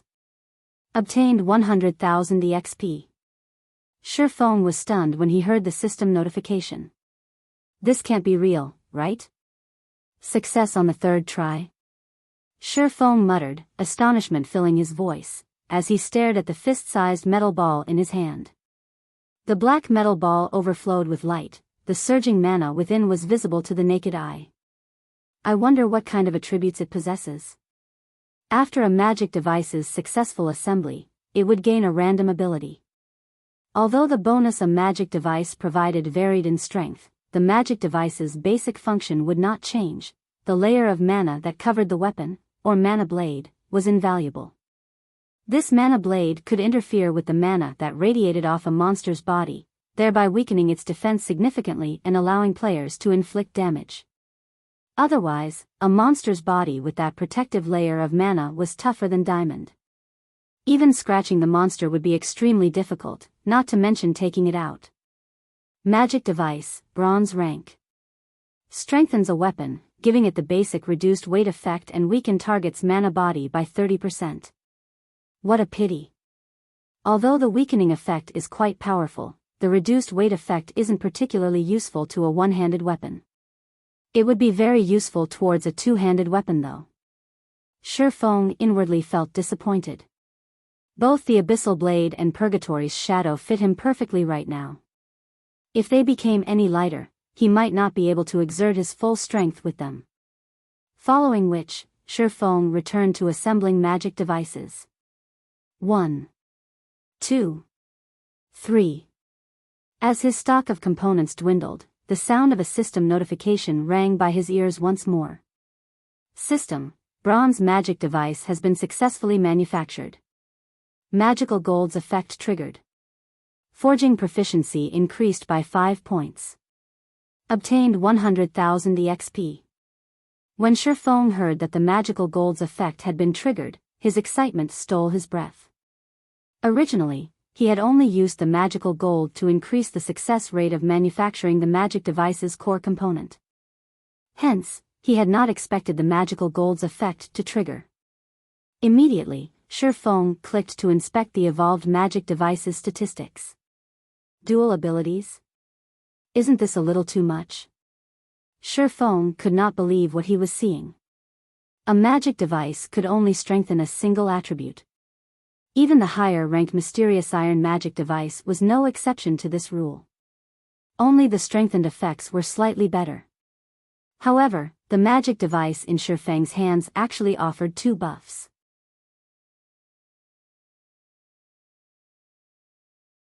Chapter 682, Power of Magic Device. It really is a pity. It would be great if the magic device's rank were a little higher. Shifeng felt both joy and disappointment as he gazed down at the pale silver orb in his hand. The bronze magic device's debuff was average at best. Although it was more than enough against current monsters, it would grow increasingly weaker as the game progressed. Sooner or later, the bronze magic device would have to be discarded for something better. And yet, he had never heard of even a mysterious iron magic device possessing dual abilities. Purely in terms of combat power, the double-attributed bronze magic device was stronger than ordinary mysterious iron magic devices. Only, mysterious iron magic devices posed more of a threat to a monster's mana body. Oh well, one can't have everything. I've already lucked out by manufacturing a double-attributed magic device. I can't get too greedy. Shifeng quickly shifted his focus, and the more he looked at the magic device in his hand, the more he fell in love with it. Magic device, bronze rank. Strengthens a weapon, giving it the basic vibration effect, basic polarizing effect, and weaken target's mana body by 27%. Both the vibration effect and the polarizing effect were considerably powerful additional abilities among magic devices. The previous device Shifeng manufactured only had the reduced weight effect. However, the vibration effect could allow a weapon to emit high-frequency vibrations, allowing it to display astonishing destructive power with each hit. Meanwhile, the polarizing effect could refract light off of weapons, making it difficult for enemies to predict the weapon's trajectory and dodge it effectively. Originally, among the many abilities available, these two were only intermediate abilities. However, when these two abilities were combined, the overall strength the magical device offered increased exponentially. Not only could the magic device make a weapon difficult to dodge, but it could also give the weapon immense destructive power. The combined effects of these two abilities was not the slightest bit inferior to an advanced ability. Magic devices of different ranks generated different abilities. Normally, bronze magic devices could only generate basic or intermediate abilities, with the former having a higher chance. Mysterious iron magic devices could only generate basic or intermediate abilities. Only, it had a higher chance of generating an intermediate ability. Only after reaching secret silver rank could a magic device generate an advanced ability. However, the probability was not very high. Currently, although his magic devices was only bronze rank, it rivaled a secret silver magic device with an advanced ability. How could he not grow excited? However, this was also the reason for Shi Feng's disappointment. Advanced abilities were extremely rare. Even in the past, magic devices that possessed advanced abilities had been as rare as a phoenix's feather. The appearance of one usually triggered a rain of blood. I wonder what kind of effects it will have after it is equipped. Shi Feng could no longer hold back as he impatiently equipped the magic device on the Abyssal blade. The moment Shi Feng placed the magic device on the Abyssal blade, the pale silver orb transformed into a blob of liquid that seeped into the magic weapon.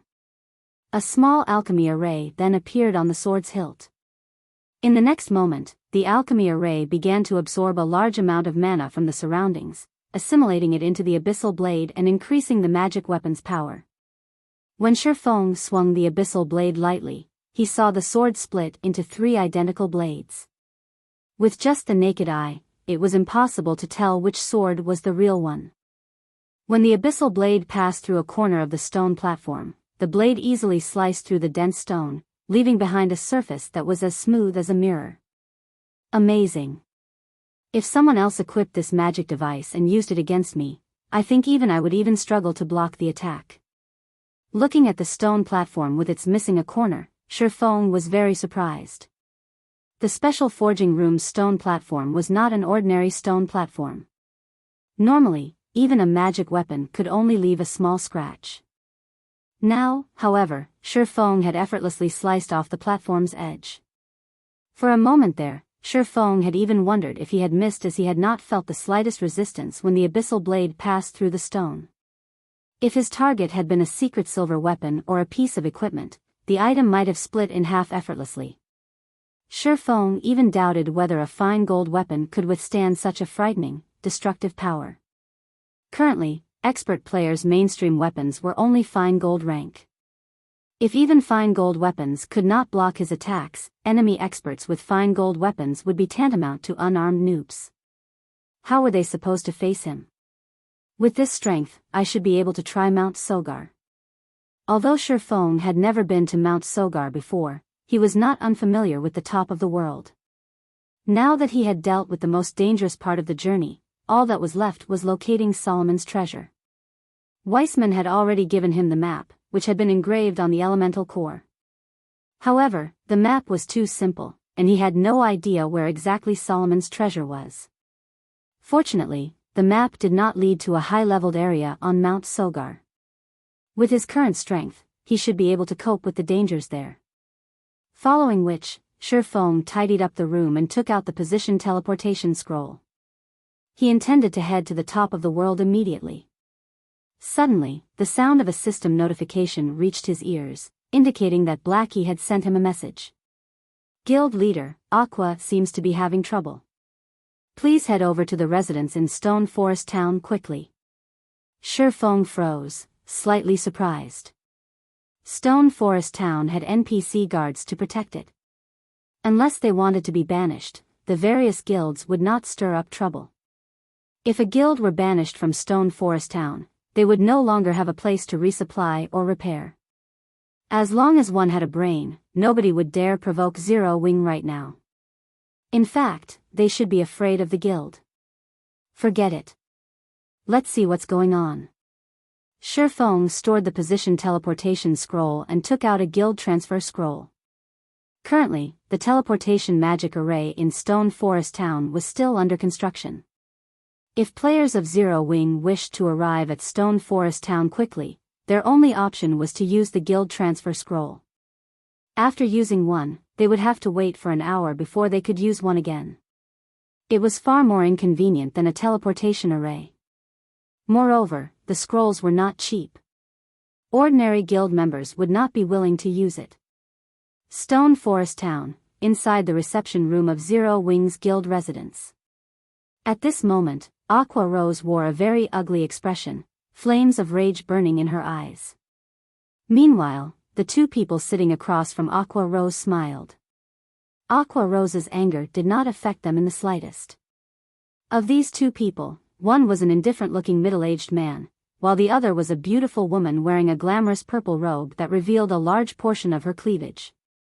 If Shifeng were here right now, he would certainly be surprised. The indifferent man was none other than Twilight Echo's guild leader, Glorious Echo. Guild leader Glorious, don't you think you're going overboard? Aqua Rose asked coldly. Overboard? How is this overboard? I am just offering a kind reminder, Glorious Echo laughed. Although you left Twilight Echo, do not forget that you have yet to dissolve your contract with the guild. If I sue you for breach of contract, can you afford the compensation? I've already clearly stated that I am only a vice leader of Zero Wing. I do not have the authority to allow Twilight Echo to construct a guild residence in Stone Forest Town. I have even less authority to give Twilight Echo half the town, Aqua Rose growled. She had wanted to dissolve her contract with Twilight Echo the moment she first left, but in the end, she had abstained as her family sat on the board of directors of the guild. However, she never would have thought that now.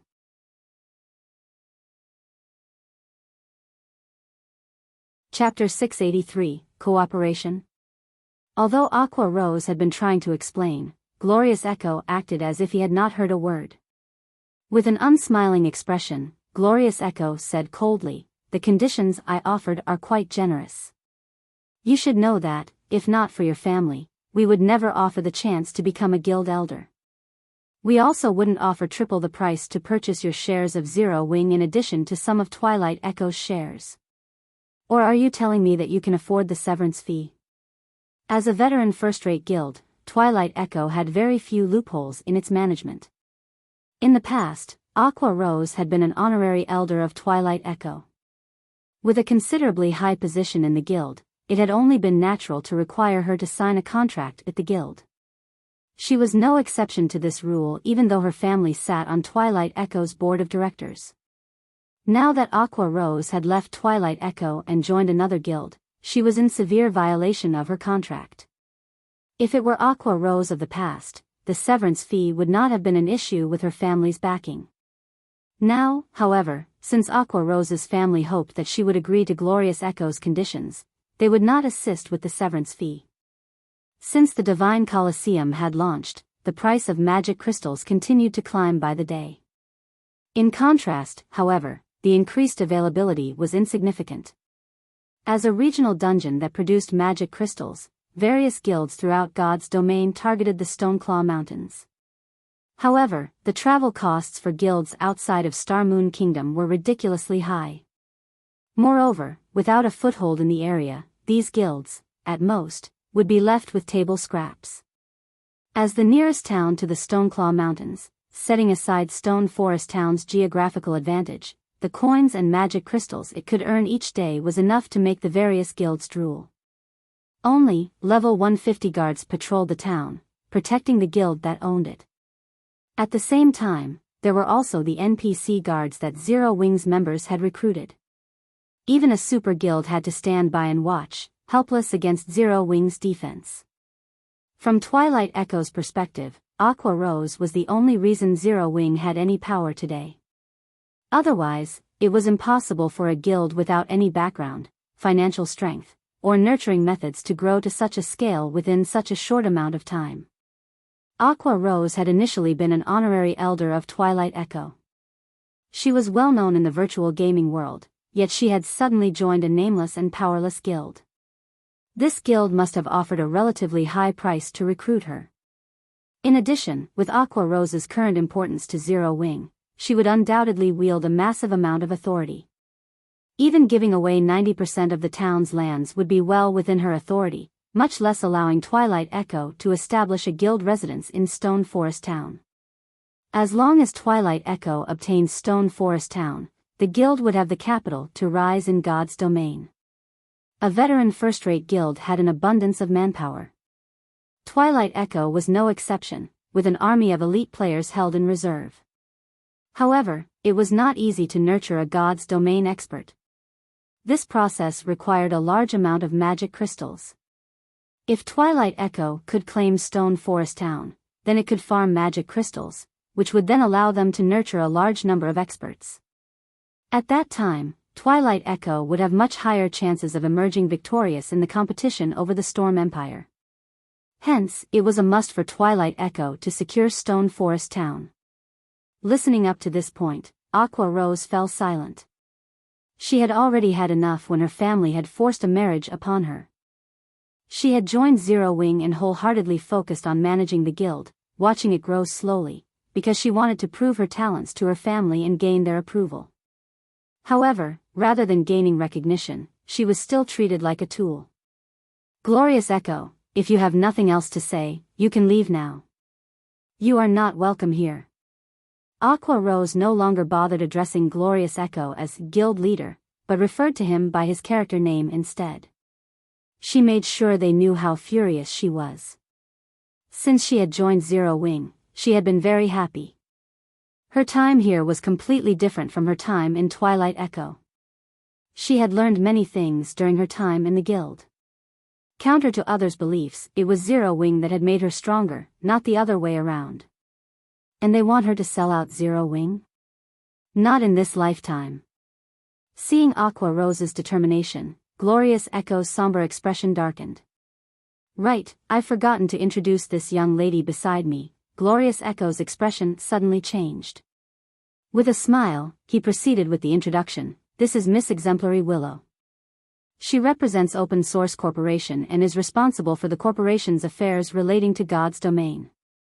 Exemplary Willow, who wore a purple robe, only smiled in response. She did not bother to offer a single word. It was as if she looked down on Aqua Rose. Why is someone from Open Source Corporation here? Aqua Rose's shock was obvious. Open Source Corporation was a Global 500 company. Moreover, it ranked very close to the top. To the corporation, Twilight Echo was like an ant that it could squeeze to death at any given moment. They were from completely different worlds. You might not realize this, but Open Source Corporation has already invested in Twilight Echo, becoming the guild's largest shareholder.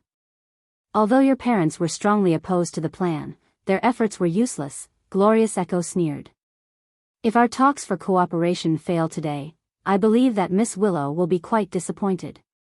If Miss Willow is unhappy, Open Source Corporation might accidentally take everything from you and your family. So, I think you should consider your options carefully before you speak. So, that's their game. Aqua Rose immediately came to a realization, a self-deprecating smile appearing on her face. It was no wonder why her family had not opposed the guild's decision. It would be child's play for Open Source Corporation to suppress her family's business. Facing such a monstrosity, her family would have no choice but to lower their heads. This is your best and only option. Why must you make life difficult for yourself? Glorious Echo advised softly. Besides, we're not just taking Stone Forest Town's land for granted. We are offering your guild leader a satisfactory price.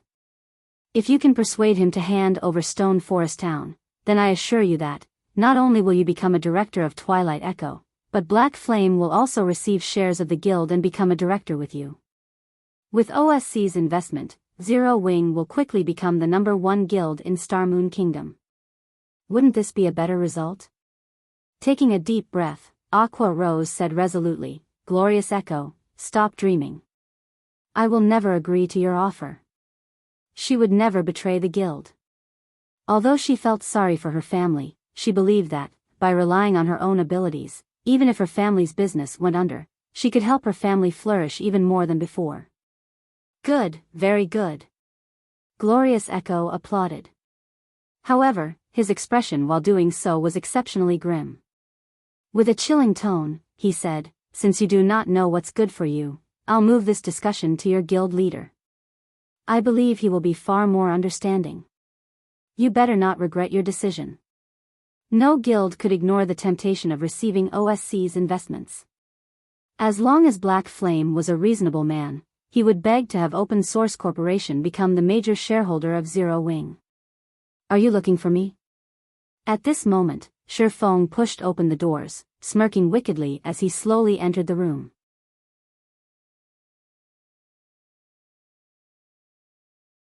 Chapter 684, You Are Not Qualified.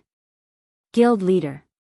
Startled, Aqua Rose turned to Shifeng. Guilt and embarrassment were written across her face. Glorious Echo was also momentarily stunned. He had never expected Zero Wing's guild leader to actually appear. He quickly recovered, smiled, and introduced himself. Good day, Guild Leader Black Flame. I am Twilight Echo's guild leader, Glorious Echo. This is Miss Exemplary Willow, Open Source Corporation's God's Domain representative. Having been unprepared for Shifeng's sudden appearances, Glorious Echo intended to use Exemplary Willow's identity to frighten Shifeng a little. Meanwhile, Exemplary Willow only glanced at Shifeng indifferently. It was obvious that she was not interested in a conversation between ants. Rather, her interest in Aqua Rose grew. Without much effort, one could predict this conversation's outcome.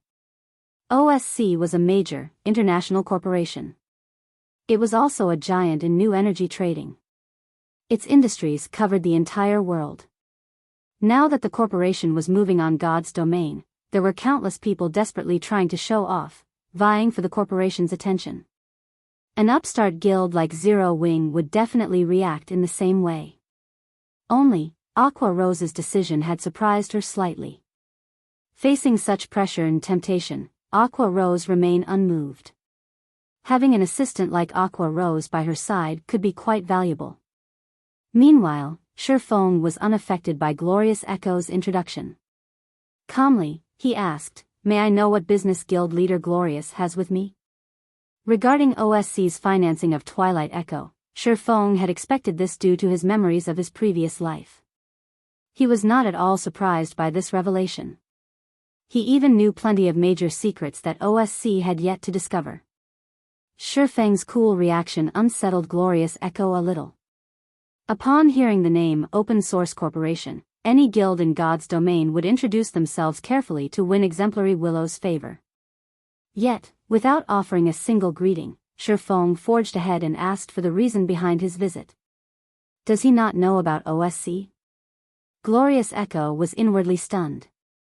Immediately, he said, Guild Leader Black Flame, Open Source Corporation is a major, international corporation. The corporation has both funding and connections in abundance. Currently, the corporation has taken a liking to Stone Forest Town and wishes to purchase it. Hence, we've sought out Aqua to discuss the conditions of the purchase. Since Guild Leader Black Flame has made a personal appearance, our negotiations will be much simpler. Guild Leader Black Flame, state your price. As long as it is appropriate, I believe that OSC will agree to your terms.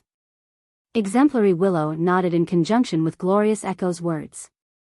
Although she had just come into contact with God's domain, she already had a relatively good understanding of Stone Forest Town's importance. She had to admit that it was surprising that a mere upstart guild had obtained such a town. I see, Shifeng laughed. He then looked at Glorious Echo, saying, Then, Guild Leader Glorious, you may leave now. Huh? Glorious Echo was momentarily stunned. What do you mean, Guild Leader Black Flame? Isn't OSC looking for me to discuss Stone Forest Town? Shifeng countered with a question. Then, why are you still here, Guild Leader Glorious?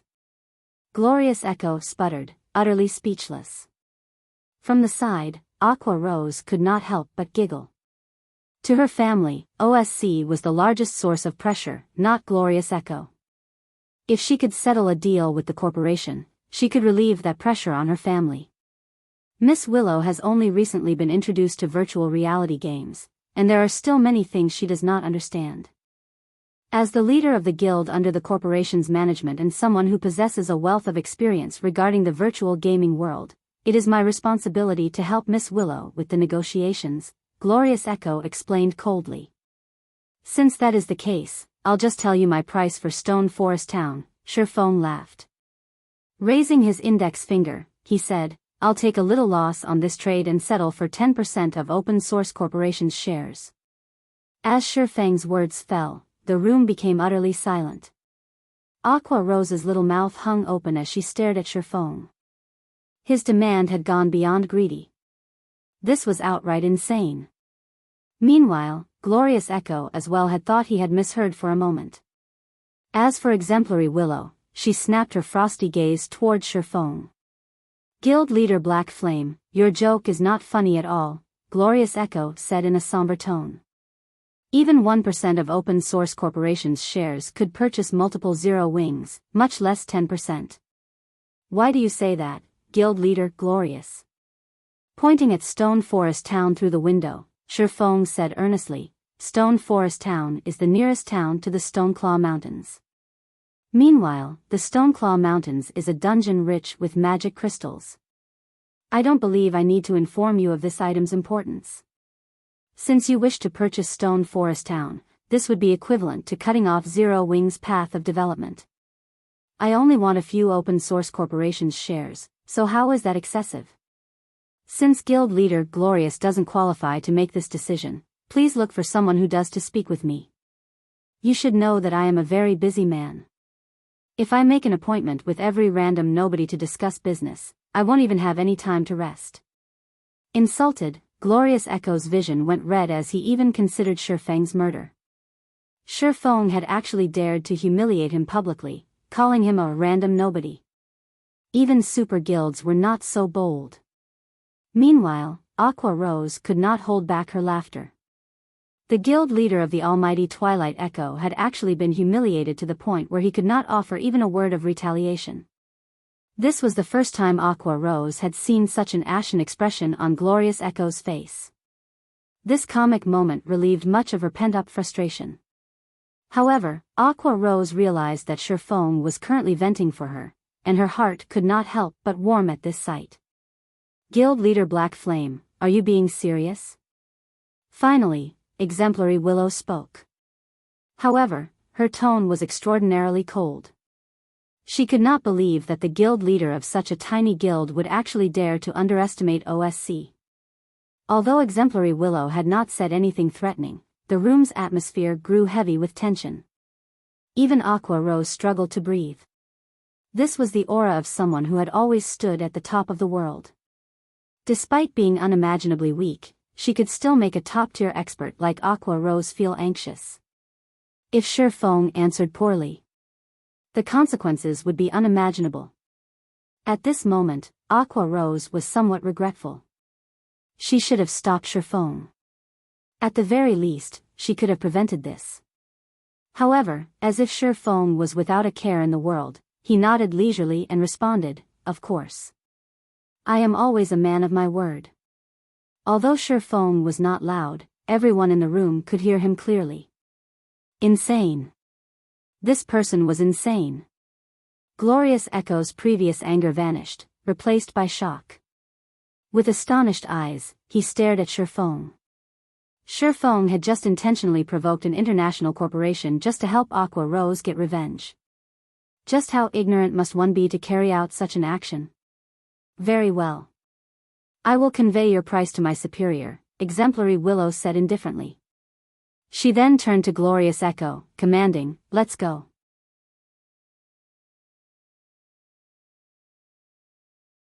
Chapter 685, New Continent.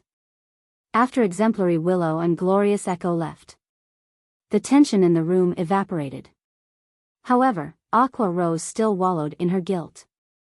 Exemplary Willow's eyes as she departed had reflected her inner anger clearly.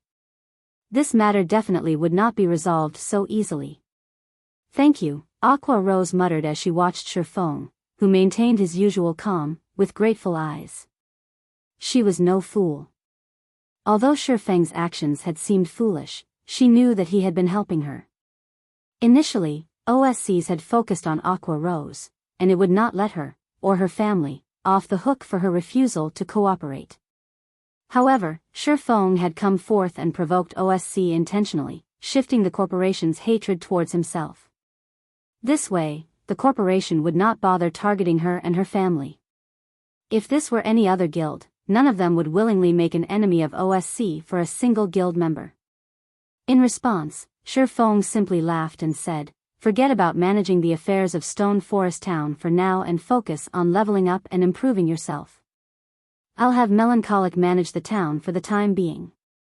He was not the slightest bit worried about what had just happened. But OSC. Aqua Rose understood that Shi Feng was letting her distance herself from the dispute this time.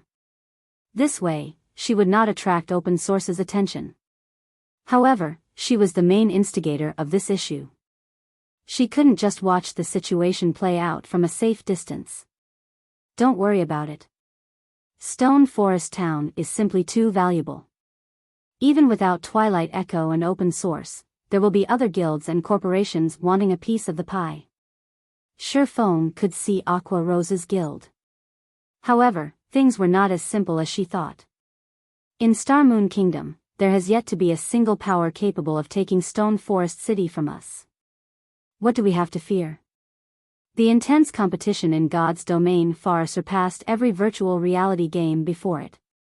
Although Shi Feng did not know the reason for God's domain's popularity, as someone who had experienced it before, he was fully aware of the dangers that came with taking over Stone Forest Town.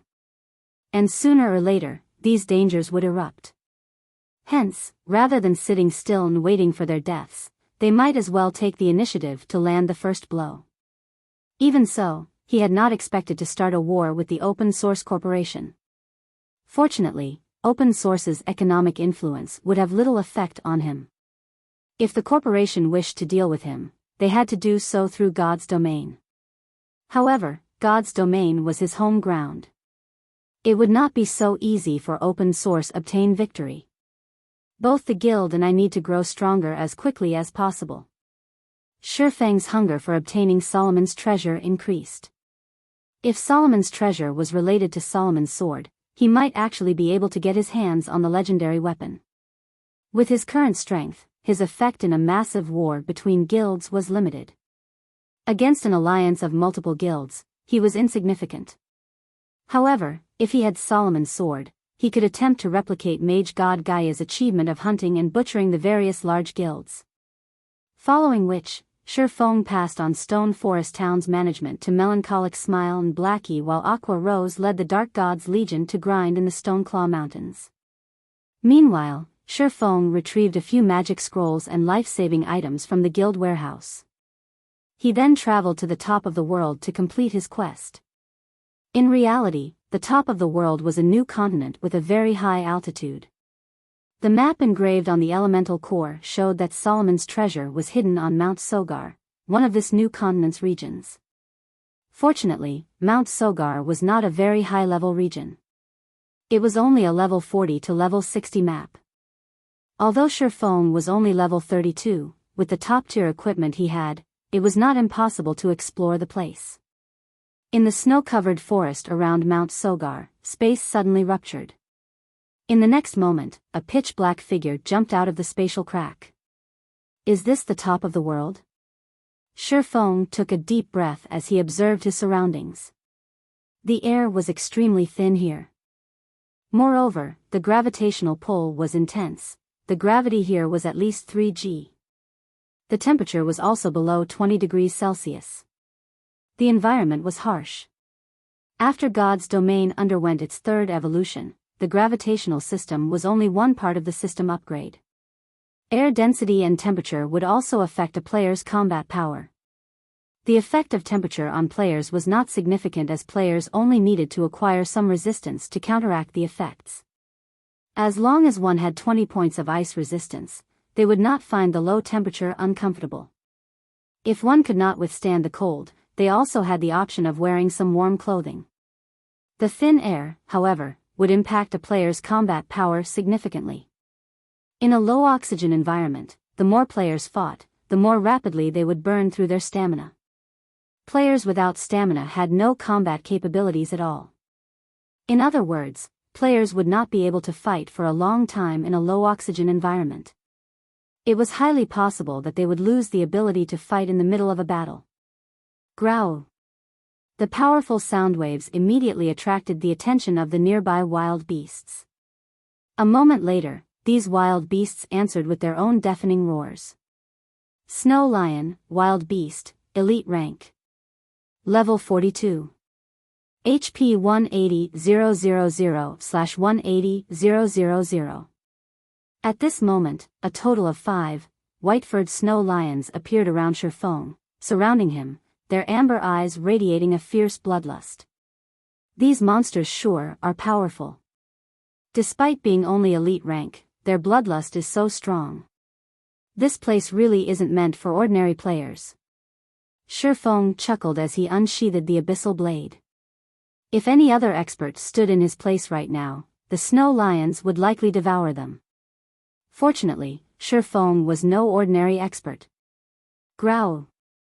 At the sound of a low roar, a snow lion dashed forward and bit down at Shifeng. Almost as if they had planned their attack, the other 4 lions took the opportunity to circle to Shifeng's back. Scram! Shifeng struck at the snow lion's head, the abyssal blade colliding with one of the monster's fangs. Dang! So tough. Shifeng felt his hand go numb when the abyssal blade stuck the snow lion's fang. However, the snow lion that attacked Shifeng had not fared any better than Shifeng as the impact sent it flying. Its ivory fang also sported a deep gash. The abyssal blade had nearly chopped off the snow lion's fang. However, the snow lion only suffered -424 damage from the attack. To its 180,000 HP, that damage was practically negligible. Shifeng then spun and sent a slash to his back, the black streak of light slashing at the 4 oncoming snow lions. The snow lions' hides were far more tender than their fangs. Very easily, the abyssal blade sliced through the lions' hides, leaving behind a bone-deep gash. However, the attack only dealt slightly more than -1,200 damage to each of the 4 lions. Why is their defense so high? Shifeng was surprised. Previously, seeing as his attack had landed on the snow lion's fang, he thought the low damage was reasonable. However, even after his blade bit into the monster's flesh, he had only managed to deal over -1,200 damage. These snow lions' defense was stronger than even a great lord. Do all monsters here have such high defense? Shifeng muttered, feeling a slight headache begin to brew. These snow lions were only elite monsters. If he encountered a chieftain or lord, how was he supposed to defeat them? He had already equipped the abyssal blade with a magic device. Without the device, his damage would most likely be much lower. After Shifeng managed to repel 4 snow lions with a single attack, the lions began to roar. Growl. The sound of their deafening roars was powerful enough to echo over 1,000 meters. What are they trying to do? Are they trying to scare me? Shifeng could not help but smirk at the roaring snow lions. None of them showed any signs of attacking at this moment. However, just as Shifeng intended to finish these monsters off, he detected movement in the surrounding forest. The ground began to tremble, and soon, he noticed the towering trees fall, one after another. Suddenly, a massive snow lion that stood over 5 meters tall emerged from the forest, a long, sharp horn protruding from his forehead. HP 40000/40000000.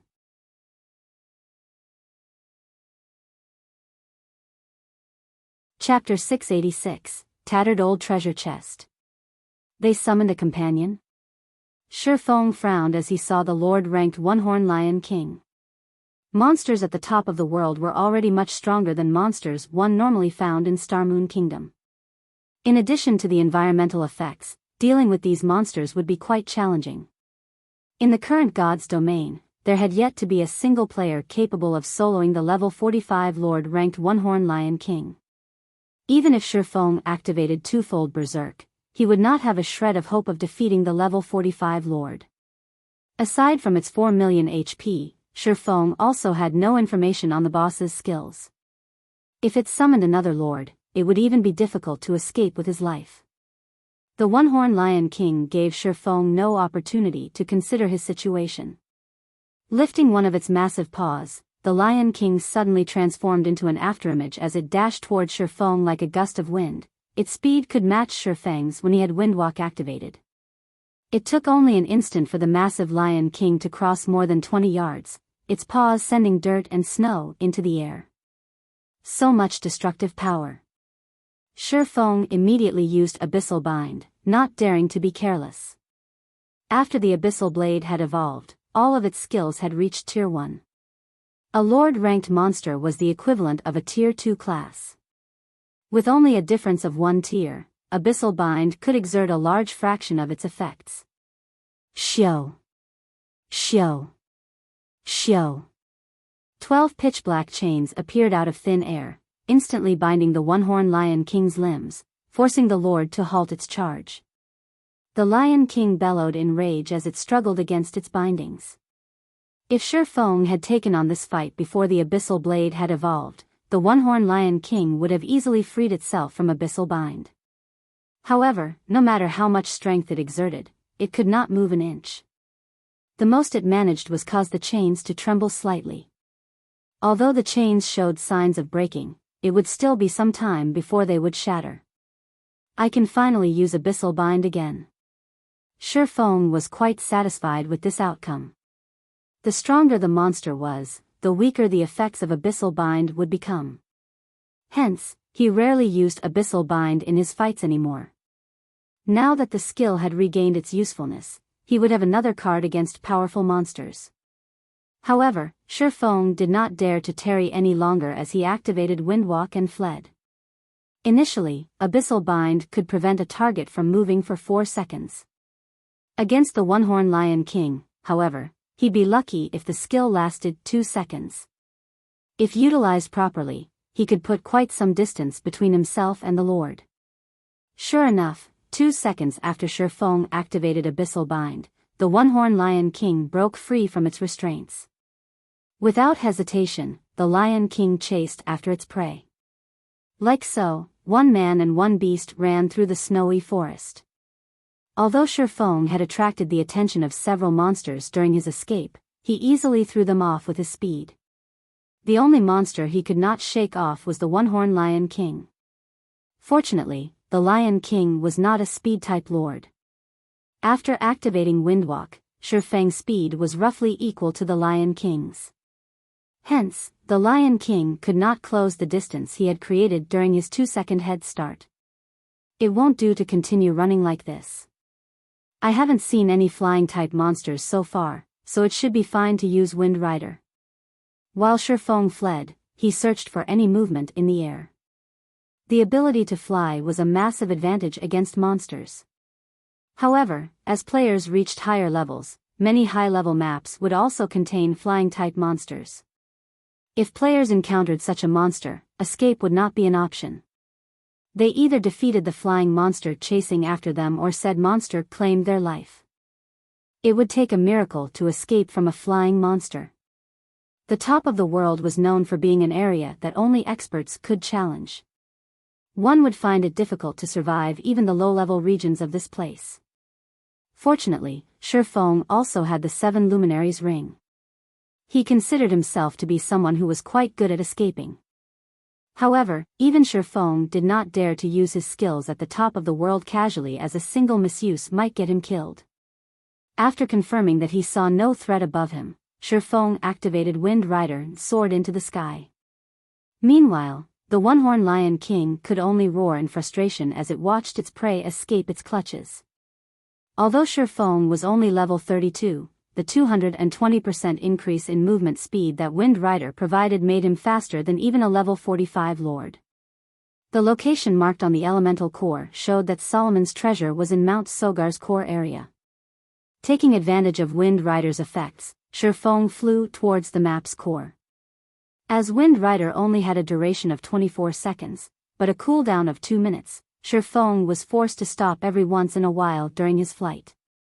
Shifeng did not have the courage to brave the path on foot. During his 24 seconds in the air, he had spotted at least 3 Lord-ranked monsters. In addition, there were also plenty of chieftains and elites roaming around the snowy forest. Even if he used an isolation scroll, he would not escape detection from so many powerful monsters. After more than an hour of flying and hiding, Shifeng arrived at the base of Mount Sogar's core area. Luckily, I can fly. Otherwise, I really might not have made it here alive. Shifeng could not help but inwardly celebrate as he looked at the snowy forest at the foot of the mountain. On his way here, aside from lords, Shifeng had even spotted a level 50 Great Lord. With Shifeng's current standards, without flight, he would never escape a Great Lord. After arriving at the foot of the mountain, Shifeng refused to use Wind Rider to fly up the mountain itself. The top of the mountain was flying-type monsters' territory. If he accidentally caught the attention of one of these monsters, he would be in trouble big time. Following which, Shifeng used an isolation scroll and carefully proceeded along the stone steps up the mountain. After arriving at Mount Sogar's heart, the monsters he encountered were level 50 at the very minimum. Shifeng was merely level 32. With such a huge difference in levels, monsters could easily perceive his presence from a long distance away. Although he could reduce his presence with an isolation scroll, if he wanted to avoid detection, he would still have to maintain a distance of roughly 80 yards from these monsters. Fortunately, that distance was still well within his range of sight, so he could easily hide. The path up Mount Sogar was very narrow and surrounded by steep cliffs. Not only was it very difficult to hike up the mountain, but there were also groups of stone apes patrolling the path. Unfortunately, there was only a single path up the mountain. Level 50. HP 300,000/300,000. By itself, the stone ape was no threat to Shifeng. In fact, he could easily handle 3 or 4 of these elite stone apes simultaneously. However, when a stone ape guard accompanied the group, the situation was largely different. Level 50. HP 2,800,000/2,800,000. On his way up the mountain, in order to avoid the patrolling stone apes, Shifeng hurriedly hid inside a small cave on the steep hillside. Oh! A secret silver treasure chest. A light shone in Shifeng's eyes. The small cave was only the size of a room. Meanwhile, a tattered treasure chest sat in the deepest part of the cave, giving off a faint silver glow from on top of a thorn and moss-covered stone platform. In God's domain, even common treasure chests were a rare sight, not to mention secret silver-ranked ones. The loot one could obtain from a secret silver treasure chest was much better than even the loot from a lord-ranked boss.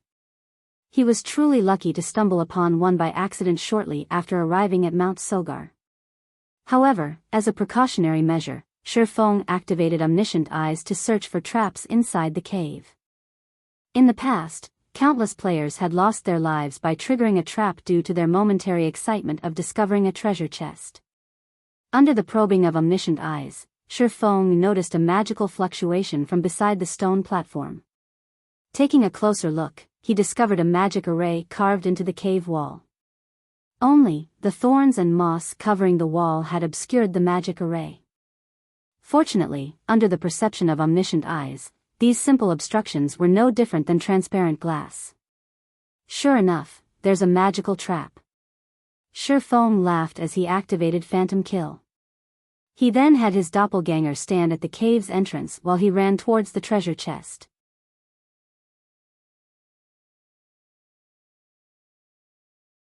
Chapter 687, Tier 3 Magic Scroll. There were many types of traps in God's domain, and any one of these traps could finish a player off easily. The simplest traps were the ordinary, physical traps. Most players could resolve these traps. A slightly more advanced trap was a magical trap. Even experts could lose their lives to these traps if they were not careful. The most advanced traps were challenge traps. When triggered, challenge traps would seal players inside a barrier.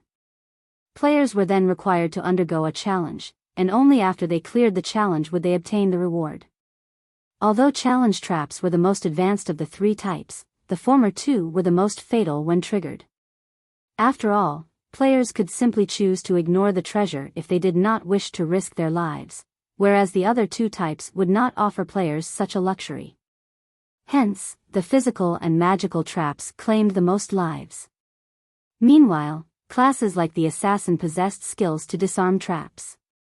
Hence, most solo assassins could get by just fine in God's domain. Although Shifeng was a swordsman without any disarm skills, he had magic scrolls that could do the job. This item had a very low drop rate. Moreover, it was only capable of disarming magical traps and challenge traps. Even with 0 wing strength, the guild had only managed to obtain slightly over 20 scrolls. Before coming to Mount Sogar, Shifeng packed 5 of these magic scrolls with him. Although, he had not expected to use one so soon. Walking up to the stone platform, Shifeng did not hurry to open the treasure chest. Rather, he cleared away the thorns and moss covering the stone platform. He then took out a silvery gray scroll, unfurling it and chanting the incantation recorded within. This silver gray scroll was none other than a Tier 1 disarm scroll. It was capable of disarming all magical and challenge traps of fine gold rank and below treasure chests. However, the precondition was to locate the trap's activation array. Otherwise, the scroll would be useless. As the disarm scroll activated, gray smoke seeped into the trap's activation array. The mana within the activation array then began to corrode. Without any mana to power the activation array, the magical trap could no longer be triggered. I wonder what items I will find this time. Shifeng shifted his gaze towards the secret silver treasure chest once more. Exchanging a Tier 1 magic scroll for a secret silver treasure chest was a very profitable trade. Moreover, he was in one of the maps at the top of the world. This area was untouched by players thus far. In other words, the treasure chests throughout the top of the world had yet to be opened even once. Their loot would naturally be somewhat more abundant. This was a similar phenomenon to obtaining the first clear of the dungeon, whereby the end rewards would be slightly buffed. However, Shifeng still did not hurry to open the treasure chest. He first activated Divine Providence. Immediately, his luck increased by an additional 32 points for 30 seconds. Only now did Shifeng open the treasure chest. Following which, a loading bar appeared above the treasure chest, filling gradually. 20 seconds were required to open the secret silver treasure chest. The activation time for this one sure is abnormally long. Shifeng was a little concerned when he saw the required activation time. A treasure chest's activation time usually ranged from 3 to 10 seconds. Even secret silver treasure chests didn't usually require as long as 20 seconds. The seconds ticked by slowly. After the long and arduous 20 seconds, the tattered old treasure chest audibly clicked before its lid gradually opened. In the next moment, an array of colors escaped the treasure chest, illuminating the entire cave. There are so many items inside. After the rainbow brilliance dissipated, the secret silver treasure chest's contents were on full display before Shifeng. Items filled the entire chest. This was definitely the fullest treasure chest Shifeng had ever seen in his life. He spotted more than 10 Tier 3 gemstones alone. There was also a large number of magic crystals and silver coins. There were even 3 weapons and equipment inside the chest.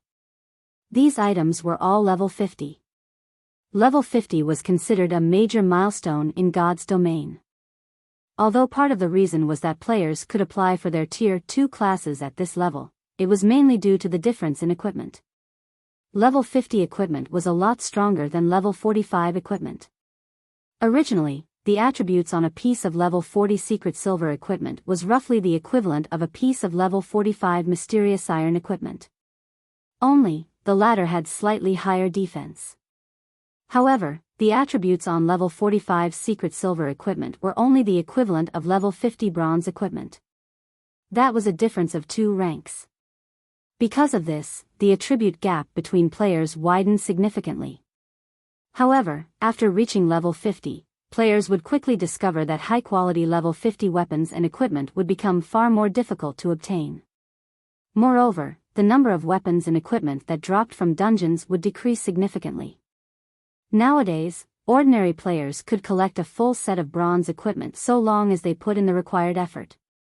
Many might even have a few pieces of mysterious iron equipment mixed into their sets.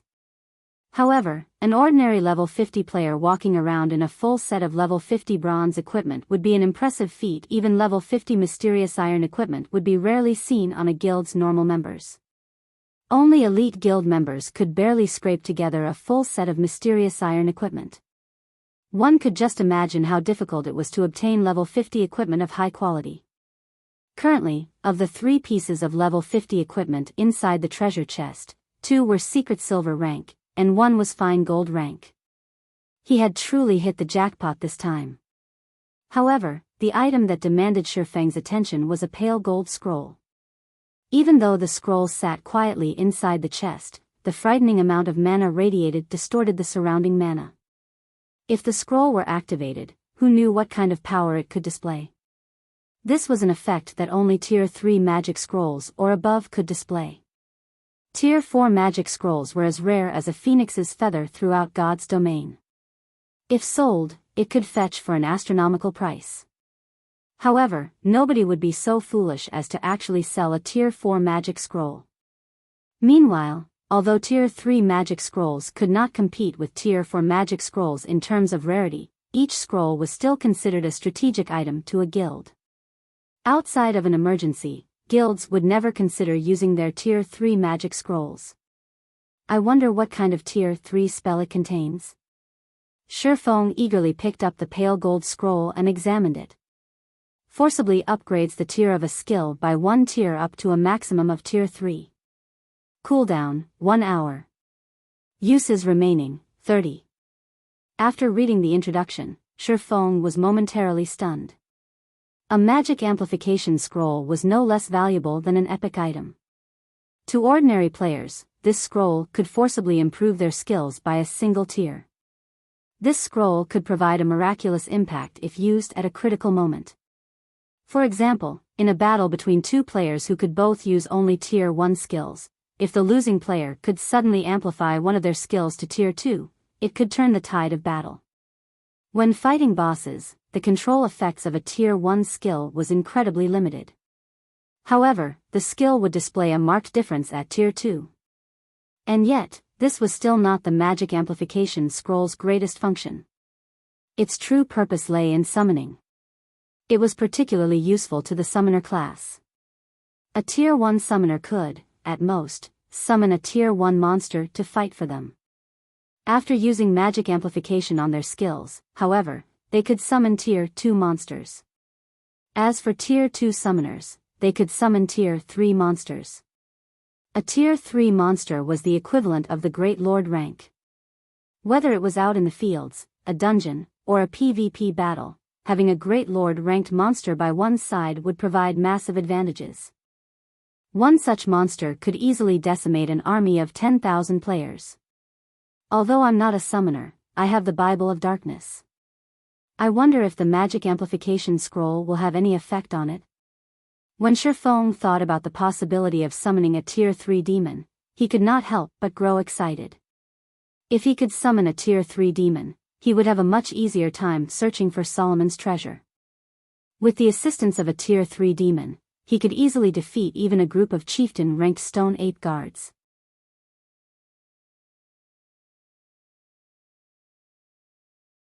Chapter 688, Tier 3 Overlord.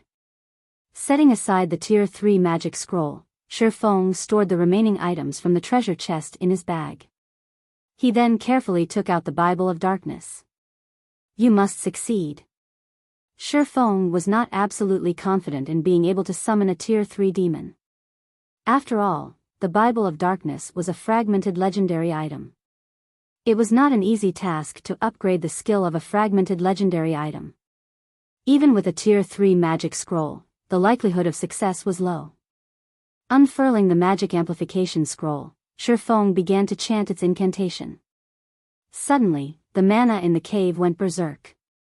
An endless stream of mana surged into the cave from outside, increasing the density within the cave to the point where it was visible to the naked eye.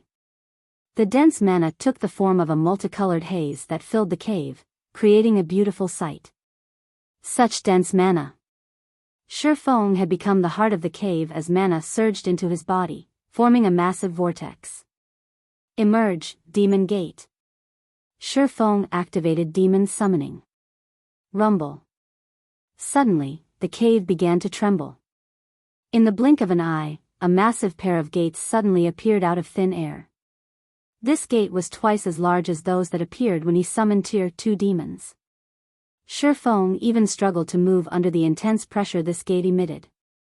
Did I succeed? Shifeng could not help his growing excitement as he watched the demon gate. The combination of the magic amplification scroll and the Bible of Darkness. If he could put this combination to use in a guild war, it would definitely turn the tides of battle. Regardless of the time or location, a Great Lord-ranked monster was a massive threat to a player, not to mention a Great Lord that was under an enemy player's control. The threat level of such a Great Lord would be increased by at least tenfold. As the demon gate slowly opened, a humanoid demon wearing crimson scale armor and wielding a pitch-black war axe hovered out of the darkness. However, although the demon had the shape of a human, it was much larger. The demon stood over 3 meters tall and had a pair of blood-red wings that allowed it to hover above the ground. Such a weak little ant actually dares to summon me, the Purgatory Demon. The Purgatory Demon snarled, ridicule flashing its blood-red eyes as it looked down on Shifeng. With a single flap of its wings, the Purgatory Demon crossed the distance of 10 yards in an instant, its speed surpassing even that of a Great Lord. The demon then swung its war axe down toward Shifeng. Die! The pitch-black war axe suddenly emitted intense shockwaves, destabilizing the surrounding space. As the war axe descended, Shifeng suddenly discovered that he could not move. This is the Tier 3 taboo skill, Spatial Suppression. Shifeng was aghast. He had never imagined that the demon he summoned would be so powerful. There were many kinds of Tier 3 demons. Moreover, Tier 3 demons possessed very high intellect, so there was a small number who could learn Tier 3 taboo skills. Among Tier 3 demons, these individuals were warlord-level existences. Shifeng was only a Tier 1 class. He had no hope of breaking free from the suppression of the Tier 3 taboo skill. He could not even use a skill. He could only watch as the massive war axe descended on him. Boom! When the pitch-black war axe landed, the impact destroyed the entire cave. Ha ha ha!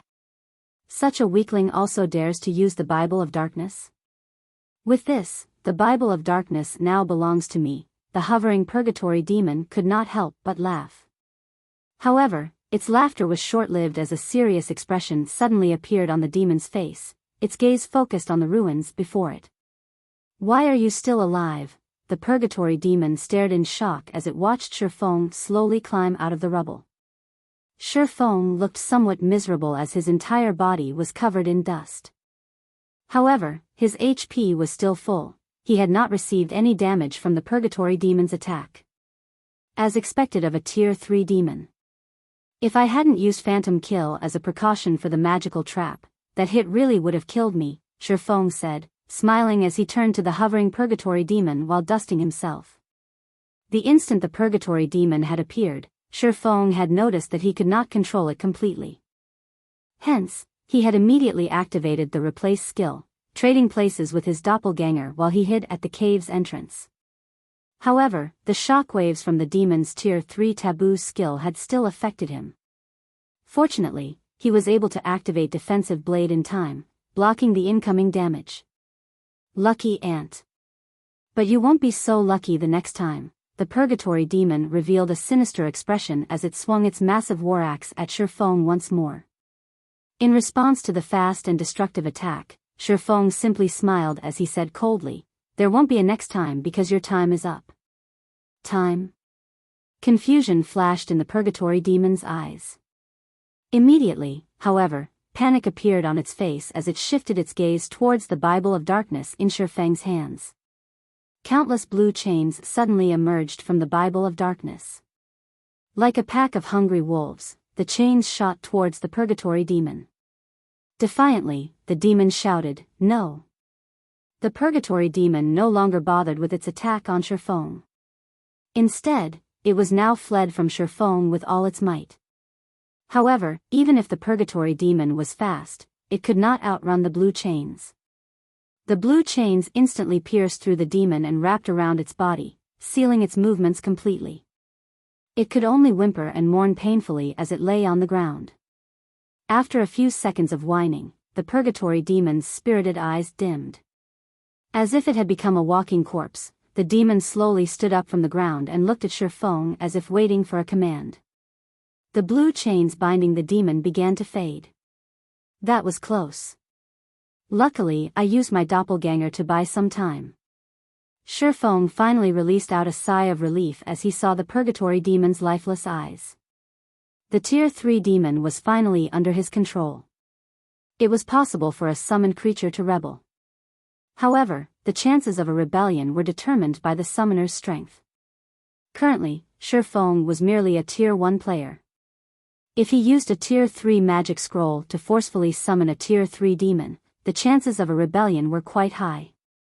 Meanwhile, when a summoned creature rebelled, its first target would be its summoner. Of course, there was also a method to end a rebellion. For example, the Bible of Darkness was capable of eliminating a summoned demon's consciousness. However, time was required to do so. After killing the summoned creature's will, it would become a puppet without any trace of autonomy. This would make it very difficult to control the summoned creature, sharply reducing its combat power. Normally, after a creature was summoned, the summoner only needed to transmit simple commands. The summoned creature would then carry out the commands automatically. However, after becoming a puppet, the summoner would have to split a portion of their consciousness to direct the summoned creature's every movement. This would, in turn, impact the summoner's own combat power. Most importantly, after a summoned creature lost its consciousness, players would face great difficulties when using the monster's skills. When a monster was self-aware, it could achieve 100% of its skills' effects. For players who had never used any of the summoned creature's skills before, in addition to splitting their focus on controlling the monster, it would be a miracle if they exerted 50% of the summoned creature's skills' effects. However, Shifeng couldn't care less right now. Compared to a turncoat Tier 3 demon, a puppet Tier 3 demon was far more useful.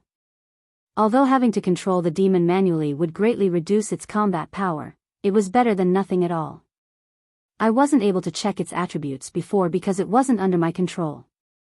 I wondered just what kind of attributes the Tier 3 purgatory demon possesses.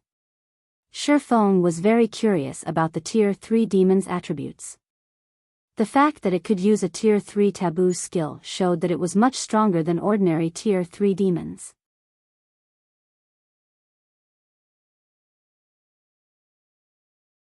Chapter 689, Astonishing Leveling Speed. So many skills. Upon opening the Purgatory Demon's attribute panel, Shifeng discovered a list of tens of skills. Among them, there were 3 Tier 3 skills, one being the Tier 3 taboo skill. The remaining skills were all Tier 2. The Purgatory Demon had more skills than an ordinary player. Moreover, the majority of its skills were AoE skills. The demon could play a huge role in a group battle. In addition, the Purgatory Demon's HP and level were similarly shocking. Purgatory Demon, Level 51. HP 13,000,000/13,000,000. Among level 50 Great Lords, its HP might not be considerable, but compared to other Tier 3 demons with high intellect and a large number of skills, the Purgatory Demon's HP was very high. Moreover, an ordinary Tier 3 demon's combat power was generally higher than a Great Lord of the same level. If it came down to a battle, the Tier 3 demon would emerge victorious. Its strength attribute is outrageous. It's several times higher than my strength. It should rival a Grand Lord of the same level. The more Shifeng examined the Purgatory Demon's attributes, the more shocked he became. Currently, he was fully equipped with Tier 3 strength-attributed gemstones. He even wore the fragmented legendary ranked Heavenly Dragon's Breath. His strength was no weaker than a chieftain of the same level, yet even if he activated twofold Berserk, his strength would not reach even half of the Purgatory demons. With such a powerful summon, his exploration of Mount Sogar's core area would be much easier. At the very least, he would not have to run and hide from monsters constantly. Following which, Shifeng began controlling the Purgatory demon to venture deeper into the heart of Mount Sogar. There were many groups of stone apes patrolling the trail up Mount Sogar. Not only did each patrol team have over 100 elite stone apes, but the teams were also led by one Lord-ranked stone ape guard. Shortly after exiting the cave, a stone ape guard discovered both Shifeng and the Purgatory demon. The Lord released a roar and immediately, over 100 level 50 elite stone apes charged at the two intruders. "You guys can serve as a test, then." Shifeng smiled calmly as he focused the majority of his consciousness into the Purgatory demon while he hid as far away as possible. However, the Purgatory demon, which was over 3 meters tall, was like an immovable wall as it stood in the middle of the mountain trail. With its war axe held ready, the demon managed to block the entire trail by itself. When the stone apes arrived before the Purgatory demon, the latter swept its massive two-handed war axe horizontally across the enemy group. Suddenly, the 6 leading stone apes flew through the air, slamming into the mountainsides bordering the trail. Some of the stone apes' rock bodies shattered when they met the massive war axe, damages of over -30,000 points appearing above their heads. If a player had received the Purgatory demon's attack just now, they would have died instantly. Such fierce damage. Shifeng was momentarily stunned. He had never imagined that the Purgatory demon could deal such high damage. Compared to the snow lions, the stone ape's defense was much higher. Previously, he could deal around -1,200 damage to the snow lions with his normal attacks. Yet, the Purgatory demon dealt over -30,000 damage, destroying over 1/10 of the stone ape's HPs with one swing of its axe. Moreover, it even shattered the stone ape's rock bodies, wounding the elites heavily and significantly reducing their combat power. In the face of the Purgatory demon's strength, the stone apes were no more than toys. They could not approach Shifeng, who hid behind the Purgatory demon, at all. However, Shifeng was also struggling to control the Tier 3 demon. Shifeng was already not used moving in the demon's massive body. Attacking only increased the complexity of his task. He could not exert his desired effects at all. At the moment, he was exerting less than 1/3 of the Purgatory demon's actual strength. Suddenly, the stone ape guard standing behind the group of stone apes jumped into the air and thrust its spear towards the Purgatory demon. As if it were a venomous snake, the spear left behind 3 afterimages that struck the Tier 3 demon. With the Purgatory demon's usual standards, it could have dodged the Lord's spear attack effortlessly. However, Shifeng was unable to exert the demon's full strength, so the demon received all 3 attacks. -2,742. -2,802. -2,784. 3 consecutive damages appeared above the Purgatory demon's head. However, compared to the Purgatory demon's 13 million HP, these damages were practically negligible. The demon's battle recovery alone regenerated 130,000 HP every 5 seconds. Even if Shifeng allowed the stone ape guard to attack as much as it wished, it would not kill the Purgatory demon. I wonder how this move will fare. Shifeng did not want to waste any more time with these stone apes. He controlled the Purgatory demon and activated the Tier 3 skill, Garuda's Flames. Garuda's Flames dealt flame damage within a cone to all enemies within 50 yards. At the same time, target struck would be forced into a fainted state for 5 seconds. The Purgatory demon swung its massive war axe and the stone apes before it drowned in a sea of fire. Even while standing behind the Purgatory demon, Shifeng could feel the scorching heat of Garuda's flames. Against such a wide-range attack, neither the stone ape guard or the elite stone apes could avoid it. The Purgatory demon's attack swallowed every one of the stone apes. Suddenly, the 100+ stone apes lost their lives. Only the Lord-ranked stone ape guard still lived.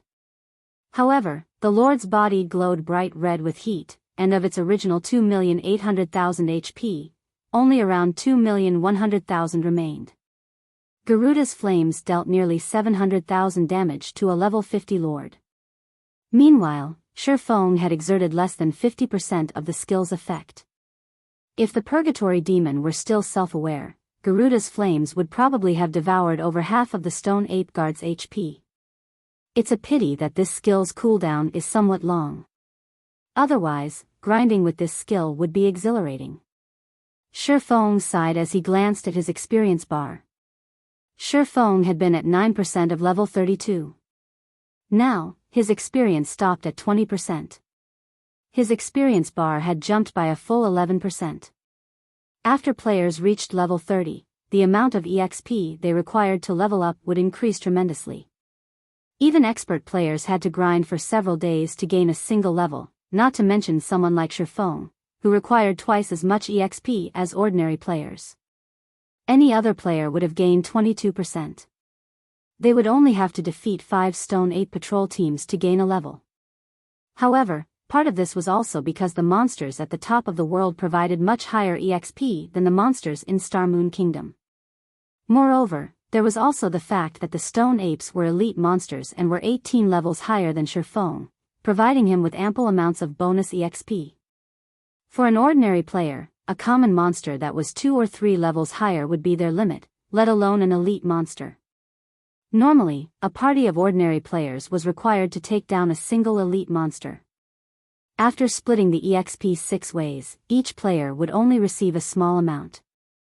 Meanwhile, Shifeng enjoyed the EXP from more than 100 stone apes by himself. His leveling speed would be as fast as flight. Following which, Shifeng directed the Purgatory Demon to attack the Stone Ape Guard with more skills. The Tier 3 skills cooldowns were simply too long. Shifeng intended to use them sparingly, so he only used Tier 2 skills to deal with the Stone Ape Guard. Even so, each Tier 2 skill dealt over -100,000 damage. In less than 30 seconds, the Stone Ape Guard lay at the Purgatory Demon's feet. Meanwhile, Shifeng's experience bar had risen by an additional 6%. The Lord provided more EXP than half of the 100+ elite Stone Apes. Other than providing Shifeng with an abundance of EXP, these Stone Apes had also dropped a large number of items. Equipment and materials littered the mountain trail before the Purgatory Demon. The drop rate here was even better than in the Stoneclaw Mountains. However, this place was home to monsters that were level 50 and above. If Shifeng grinded in an ordinary high-level map in Star Moon Kingdom rather than at the top of the world, he would not enjoy such a lucrative drop rate. However, Mount Sogar possessed a large number of powerful monsters. This was one major difference between it and ordinary maps. Surviving here was already extremely difficult for level 50 players, not to mention grinding for levels and items. Moreover, Shifeng was only able to eliminate the powerful monsters here due to the Purgatory Demon.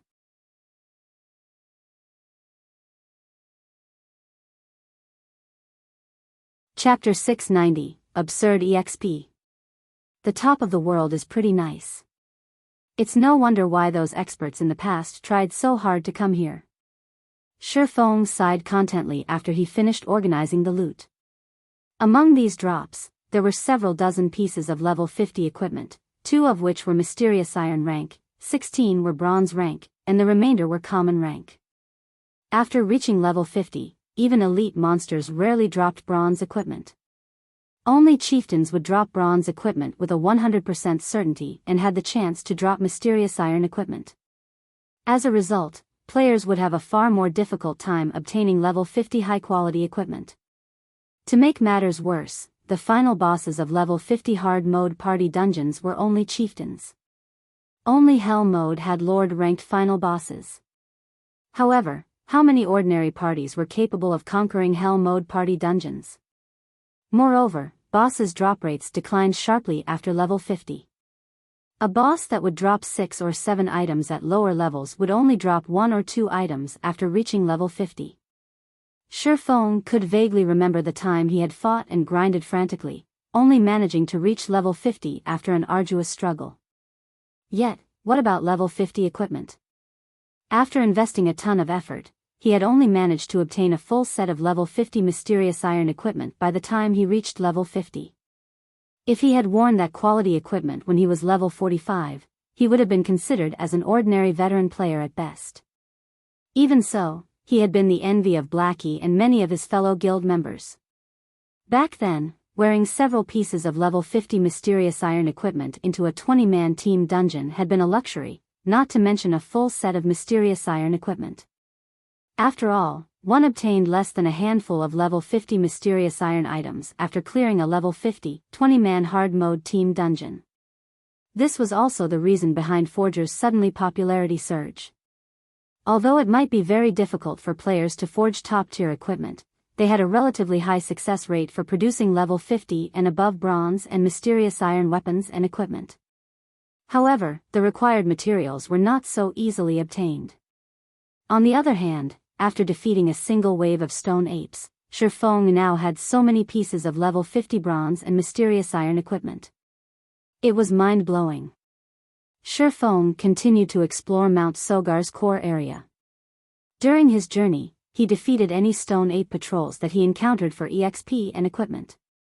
Humans had yet to claim Mount Sogar, so there were many stone ape patrols wandering along the mountain trail. It did not take long before Shifeng encountered another patrol team. For Shifeng, this place was a leveling heaven. Against the stone ape patrols, the purgatory demon's strength was simply overwhelming. In less than 3 hours, Shifeng easily reached 74% of level 33. If he wanted to, he could place in the top 20 of Star Moon Kingdom's ranking list. Previously, to obtain the first clear of level 30, 100-man team dungeons, the various guilds had intentionally held back their levels. Meanwhile, some powerful independent experts or workshop experts had not. Instead, they took the opportunity to level up rapidly, earning some fame for themselves. Hence, the current average level on Star Moon Kingdom's ranking list was quite high, with the top 3 players at level 34. Meanwhile, the top 20 on Star Moon Kingdom's ranking list were all level 33 and above.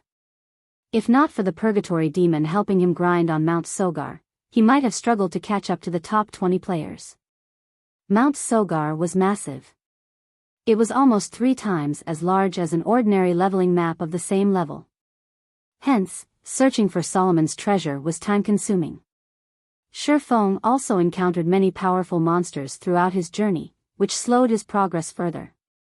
To explore Mount Sogar effectively, Shifeng had used the Bible of Darkness and Magic Amplification Scroll once more to summon a level 51 Tier 3 Curse Demon.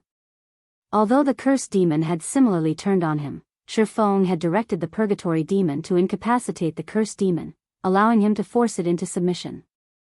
Unlike the Purgatory Demon, however, the Curse Demon did not possess any Tier 3 taboo skills. It also only had 9,500,000 HP. However, as it was a magic-type demon, its AoE capabilities were much stronger than the Purgatory Demon.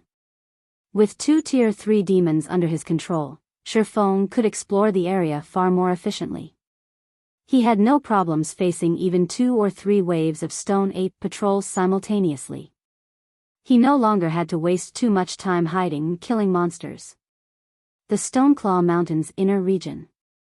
Kola, be careful of that half-orc lord's skills. Lure it away from the team first. Everyone else, focus fire on the lord that Turtledove is tanking. Fire Dance fought while commanding her team to deal with 2 level 40 half-orc lords. Currently, players crowded the Stoneclaw Mountains. To secure more resources for themselves, Zero Wing's main force had no choice but to distance themselves from the crowd and push deeper into the mountains. They were lucky if they encountered a lord in the outer region. However, after reaching the inner region, the number of lords wandering about had increased significantly. From time to time, players would have to face 2 lords simultaneously. This was a huge challenge for teams. Hence, the various guild teams avoided this area. To Zero Wing's main force, however, this area was just difficult enough. Zero Wing's lead MT Cola wore a complete Tier 1 set equipment. He also had the Blue Fire Shield. He had no problems handling a single level 40 Lord by himself. As for Turtledove, she had recently obtained the epic ranked Divine Frost armor, so she, too, could tank a Lord without assistance. In addition, Yi Wumian similarly wore a complete Tier 1 set equipment for shield warriors. He was constantly ready to jump in when necessary. If the MTs had no issues, there was no need to mention the team's DPS. Whether it was Fire Dance, Rampant Blade, Shadow Sword, Minor Wind, or Violet Cloud, every one of them possessed superb attack power. They also wore equipment that allowed them to ignore more than 10 of monsters' levels. Without any level suppression, their damage against level 40 lords would not be affected in the slightest. Hence, the team was more than capable of taking down 2 level 40 lords simultaneously. Currently, the members of Zero Wing's main force were all at level 32, leveling with impressive speed. There were a few reasons for their leveling rate. First, everyone's experience bars had been frozen around 90% of level 30 throughout their raid of the Frost Prison. After obtaining the first clear of the Hell Mode Frost Prison, everyone promptly turned their attention to grinding in the Stoneclaw Mountains. They also managed to accumulate the double EXP buff by resting in the guild residence's private rooms while they had been offline. While they had focused on raiding the Frost Prison, they had accumulated more than 1 level's worth of the double EXP buff. Thus, the moment they returned to leveling, they rapidly climbed to level 32. In less than 20 minutes, the team had dealt with their latest half-orc enemies, resulting in everyone's experience bars rising significantly. Fire Dance, our guild members have been ambushed in the Stoneclaw Mountains. Be careful. Aqua Rose suddenly contacted Fire Dance to warn her. Someone's ambushed our guild members? Fire Dance was slightly surprised. Which guild is it? Stone Forest Town was Zero Wing's territory now. For someone to dare target Zero Wing's members in the Stoneclaw Mountains, they were simply asking to be banned from the town. I don't think that it's a guild. The ambushed members reported that their attackers had not worn any guild emblems. After watching the videos they recorded, the ambushers didn't seem like any guild experts I've encountered. However, the enemy is moving in relatively large groups. The smaller groups have around a dozen or so players, while the largest one is a 50-man team. I've researched that team already. They do not belong to any guild. Rather, the team belongs to a workshop. Aqua Rose was similarly surprised when she received the report on these assailants. After all, every player currently grinding in the Stoneclaw Mountains should know Zero Wing's reputation.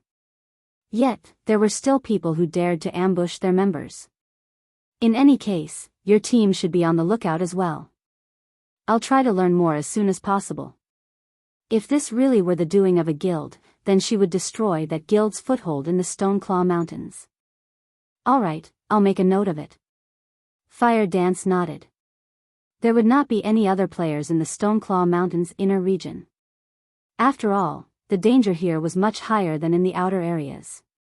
Ordinary players could not set foot here and survive.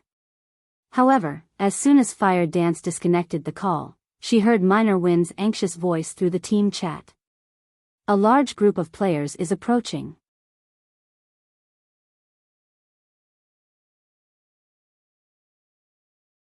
Chapter 691, Red List.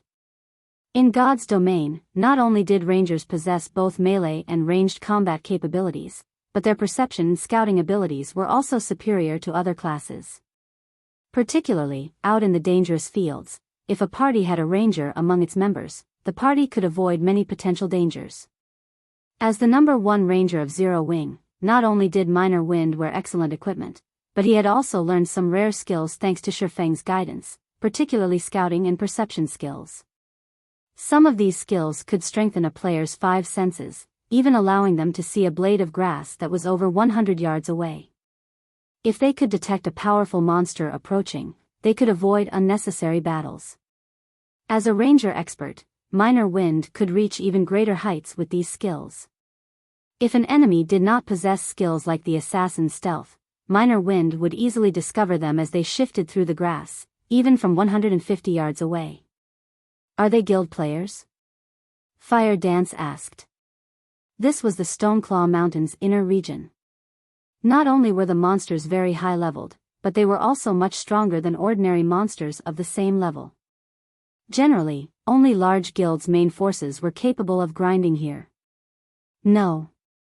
None of them are wearing any guild emblems. Moreover, they all are red names, Minor Wind reported and shook his head after observing them carefully with eagle eyes. Based on how they're moving, it is clear that they are coming straight for us. They're charging at us? Kola could not help but laugh. Do these red names think that we are easy targets? The others also began laughing. With their team's skills and equipment, even an army of 1,000 elite players would not be a problem, much less a small team. Other players should celebrate their peaceful coexistence.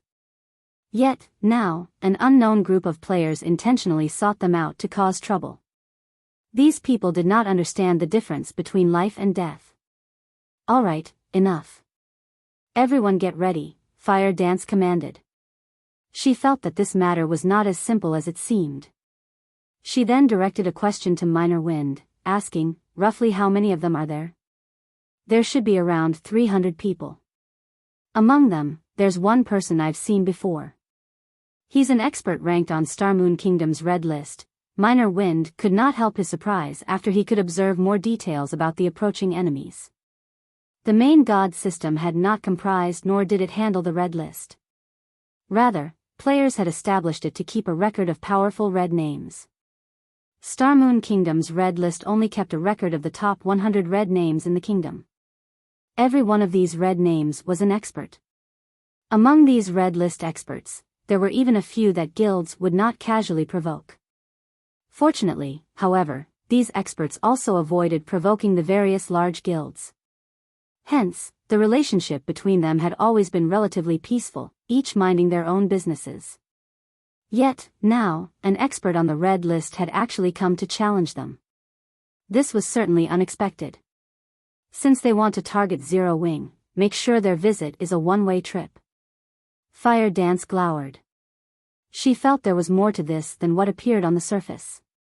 Although she did not know what it was, dealing with the approaching red names took priority over all else. Immediately, Fire Dance led the team to welcome their aggressors. Big Brother Traceless Blood, it seems that we've been discovered, a sharp-faced male ranger in tight, gray leather clothes hurriedly reported to the male assassin beside him. This assassin had eyes like a venomous snake, and he hid his face behind a black scarf.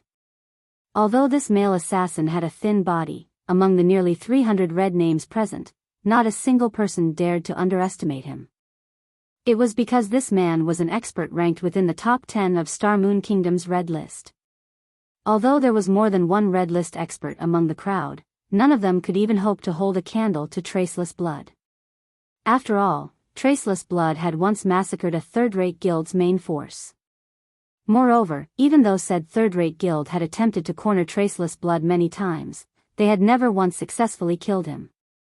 On the contrary, the assassin had claimed their guild leader's life multiple times. For a time, that guild had been a laughingstock. From that moment on, no guild out there dared to underestimate Traceless Blood. Aside from guilds, Traceless Blood had also killed many of Starmoon Kingdom's experts. His most notable assassination attempt so far was his assassination of the Star Alliance's guild leader, Galaxy Past. In the end, although he had failed to kill Galaxy Past, he had escaped the Star Alliance's many experts. This outcome had angered Galaxy Past greatly, and the man had even ordered a bounty on Traceless Blood, rewarding 50 gold each time someone manages to kill him. If converted to credits, 50 gold was the equivalent of more than 100,000 credits. This was sufficient to tempt many people. Unfortunately, until this day, not a single person had managed to kill Traceless Blood even once. On the contrary, Galaxy Past's bounty had only served to boost the assassin's fame, becoming an infamous red name on Starmoon Kingdom's bounty list. Good, then. I've wanted to experience the skills of Zero Wing's experts for a while now. You guys should be careful. Although we have the numerical advantage, our coordination is definitely no match for theirs. Try to split their members up as much as possible, Traceless Blood commanded. He then activated stealth and vanished before the crowd. Everyone nodded in response. In truth, however, they all looked down on Zero Wing. They were all PvP experts. Hundreds, if not thousands, of players had died at each of these red names' hands. Particularly in field battles, the various large guilds' experts were no different from pampered flowers. These experts mainly focused on raiding dungeons. When it came to PvP in the fields, such experts were nothing to them. I heard that the equipment of Zero Wing's main force is superb. We're going to make a fortune. Many red names drooled when thinking about Zero Wing's equipment. Someone's charging towards us, a red name ranger shouted. Immediately, every red name went on alert, focused on the group of players charging towards them. Ha ha ha. Sure enough, they're just a bunch of noobs that don't know what a real battle is. Rather than attacking from a distance first, they've decided to jump into their graves. Many of the ranged red names began to launch attacks at Zero Wing's 3 MTs. These three were none other than Cola, Yi Wumian, and Turtledove. Facing more than 100 ranged attacks, the 3 MTs immediately utilized the trees as cover, avoiding the oncoming attacks while advancing. Even when an attack landed, they only received a few hundred damage. All 3 MTs had over 10,000 HP, so this damage was barely a scratch. A single heal from the rear line healers was all they needed to recover. Such high defense and HP. However, do you really think you can win by relying on your equipment? A few melee red names could not help but curse disdainfully as they watched the 3 MTs. They then readied their weapons and charged to meet Zero Wing in battle. Equipment was only one of the many aspects of battle. Even if their HPs and defenses were higher, they could not live if they could not move. Suddenly, dozens of melee players surrounded the 3 MTs, halting their advance. Knowing that Cola and the others had superior equipment, these red names did not take them head-on. Instead, they used skills to restrict the trio, creating opportunities for the ranged players to chip away their HPs. Turtledove was only a guardian knight. Even if her dodging capabilities were more powerful, against more than a dozen players, she was bound to be hit sooner or later. Red name's normal attacks usually dealt around -400 damage to her. If a powerful skill stuck her, she would receive more than -1000 damage. She would not last long even if she cast Protection Blessing on herself. I can finally test out this move. Turtledove smiled calmly as she activated Freezing Air.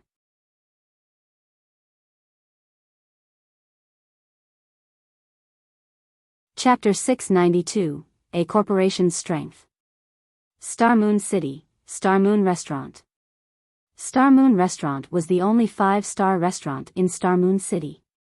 The building was 36 stories tall and stood at the heart of the city's central trade district. If one dined in the top floor rooms of the restaurant, they could couple their food with the beauty of Star Moon City. However, even expert players could not afford even a single meal in the top floor rooms. The minimum expenditure here was 30 gold. Normally, only NPC nobles came here for a meal. This was not a place for players. Today, however, a charming and sexy female player in luxurious purple robes enjoyed a meal in one of the VIP rooms on the top floor. Delicacies covered the table, each costing at least 2 gold. Each dish offered players a relatively top-tier piece of equipment. Suddenly, the room's doors opened. A burly, middle-aged man entered the room. "Miss Willow, I've arranged for the matter you requested. Both the red names and various workshops are quite satisfied with the remuneration that we have provided. Now, all we need to do is watch as Zero Wing is slowly ground to dust," the burly man reported coldly as he approached the purple-robed female respectfully. This man was none other than Twilight Echo's guild leader, Glorious Echo. After Sherfong had angered Exemplary Willow, the latter had ordered Glorious Echo to deal with Zero Wing. However, that was a challenge even for him. Star Moon Kingdom was not Twilight Echo's home ground. Moreover, even if it were, Twilight Echo couldn't do anything about Stone Forest Town. Hence, he had decided to hire the various workshops and red names in Star Moon Kingdom to deal with Zero Wing. A beggar doesn't fear going bankrupt. Unlike guilds, these players could afford to target Zero Wing as they had never particularly relied on Stone Forest Town or the Stoneclaw Mountains to strengthen themselves and level up. Even if Zero Wing tried to avenge their losses, locating these red names and workshops would not be easy. The resources and manpower required to do so would gradually wear Zero Wing down. It was especially true for those red names. Every one of them was an expert in field combat. It was easy for these red names to find an opportunity to kill a few of Zero Wing's core members. In addition, through repeated ambushes and harassment, they could restrict Zero Wing's activity. Moreover, Exemplary Willow was still arranging further punishment for Zero Wing. There was no need to worry about the guild surviving. What did the Star Alliance and Ouroboros say about our offer? Exemplary Willow asked softly. The Star Alliance has agreed to our conditions. Ouroboros, unfortunately, does not know how to appreciate kindness when offered. However, I've contacted Ouroboros' original guild leader. If Miss Willow agrees to help him, he is confident that he can reclaim Ouroboros for himself. Glorious Echo had been shocked by Gentle Snow's rejection. Ouroboros was no longer as strong as it had been. After the mutiny, Ouroboros began to struggle. Several corporations that had originally supported Ouroboros had abandoned the guild. The fact that the guild remained standing was a miracle in and of itself. Theoretically, the guild should be in need of a large sum of money to turn things around. Yet, Gentle Snow had rejected the offer of open-source corporation support. Exemplary Willow had offered no less than what she had given Twilight Echo. Moreover, as the guild leader of Ouroboros, Gentle Snow should hold a significant fraction of the guild's shares. If she had accepted the offer, those shares would have easily become over 10 times more valuable. Exemplary Willow wanted to obtain the Stoneclaw Mountains at all cost. If they could not obtain Star Moon City's 2 first-rate guilds, it would be nearly impossible to claim the regional dungeon for themselves. Hence, Glorious Echo had sought out Ouroboros' original guild leader, Chao Qinghua. Chao Qinghua's influence was still entwined with Ouroboros. He was only helpless about his situation because Gentle Snow had gained the support of several important guild elders. If Chao Qinghua had the support of OSC, however, there was a large possibility that he could regain control over Ouroboros. Since that is the case, agree to his conditions. I don't want to waste too much of my time on Star Moon Kingdom. Exemplary Willow nodded indifferently. When she thought about Shifeng's previous arrogance, her lips unconsciously twisted into a cold sneer. Against a boorish fellow like Shifeng, she had decided to show him just what kind of beast he had provoked. Meanwhile, in the Stoneclaw Mountains inner region, the battle between Zero Wing's main force and the army of red names was in full swing. After Turtledove activated freezing air, the temperature within 15 yards of her fell sharply, cold air filling the area. The movement speeds of the dozen or so red names surrounding Turtledove instantly dropped by 40%. Meanwhile, the damage Turtledove received decreased to around -100 points. These red names were no fools. The moment they noticed the change to their movement speeds, they began to distance themselves from Turtledove. In the next second, however, their movement speeds decreased by another 40%. Even if they fast, they could not outrun the Guardian Knight. 3 seconds later, all of the melee red names surrounding Turtledove and the other 2 MTs were frozen. What kind of skill is this?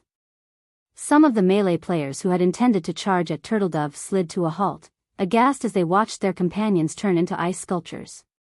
With such an AoE control skill and high defense, melee classes like themselves had no hope in close combat with Turtledove. They could only allow Turtledove move unhindered as she approached their team's rear-line healers. However, as players who often participated in PvP battles, these red names were no weaklings. Every one of them possessed skills that allowed them to remove control effects. They immediately activated these skills to break free from their restraints. If they were frozen solid, they would be no more than practice targets. Zero Wing's ranged players would bombard them with vicious attacks. If comparing equipment quality, Zero Wing's main force was at least 2 levels above theirs. It was especially true for Minor Wind's attacks. As he possessed the Tier 1 weapon, Wind Chaser, even MTs such as Shield Warriors and Guardian Knights, who possessed damage reduction skills, received over -1,000 from each of his normal attacks. If they sustained one of the Ranger's skills, they would receive nearly -3,000 damage, nearly -6,000 damage if it were a critical hit. Among these red name MTs, there were a few who had as much as 9,000 HP, while some had as little as 8,000 HP. A single critical hit from a skill was more than enough to destroy over half of their HPs. Even the red name healers could not keep up with Minor Wind's damage. Moreover, Minor Wind's attack speed was astonishing. Even expert players would have a hard time dodging his arrows. Furthermore, these red names had opponents in front of them to deal with. They could not afford to split their attention to dodging the Ranger's arrows. Only, as soon as these players broke free from their frozen debuffs, they instantly discovered that something was amiss. Although they were no longer frozen, their movement speeds were still so low. They could not shake off Turtledove and could only suffer the Guardian Knight's repeated attacks. Each of Turtledove's attacks dealt over -600 damage to the melee players. Using Hammer of Sanctions, not only could she force her target into a fainted state, but she could also achieve a critical hit of over -3,000 points. The half HP level 31 Shield Warrior, who was Turtledove's current target, lost his remaining HP instantly, dropping 2 pieces of equipment as he fell to the ground. These red names all belonged to the forces of darkness. Even the penalty they received for being red names were light. They only lost slightly more EXP than the average player, roughly 1.5 to 2 levels worth of EXP. Meanwhile, Cola's and Yi Wumian's damage was even higher than Turtledove's. Each one of their skills dealt over -4,000 damage with a critical hit. The unlucky half HP melee red names died instantly. Damn it! Why is their damage so high? Many red names were dumbfounded. What these red names did not know, however, was that Cola and the others' skill completion rates far surpassed theirs. Hence, their skill damage was very high. 3 seconds later, the melee players who had broken free from the freezing effect froze solid once more.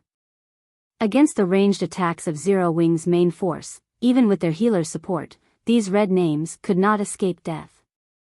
In the blink of an eye, over a dozen melee red names fell to the ground. Meanwhile, the majority of Zero Wing's melee forces suddenly emerged from the forest, launching a pincer attack from the side. As the red names had focused all of their attention on the 3 MTs, they were momentarily caught off guard by the sudden pincer attack. Just as the melee red names tried desperately to defend against the sudden ambush, Fire Dance, Flying Shadow, and the other assassins of Zero Wing suddenly appeared behind the red name healers. Ambush. Backstab. Absolute Strike. With a chain of attacks, Fire Dance and the other assassins claimed the lives of multiple healers. Meanwhile, the red name assassins had similar thoughts. They had long since circled to Zero Wing's back, launching an ambush on the team's healers. Die. Traceless Blood had long since set his eyes on the cleric Violet Cloud. Using shadow steps, he appeared right behind Violet Cloud, his dagger plunging towards Violet Cloud's heart.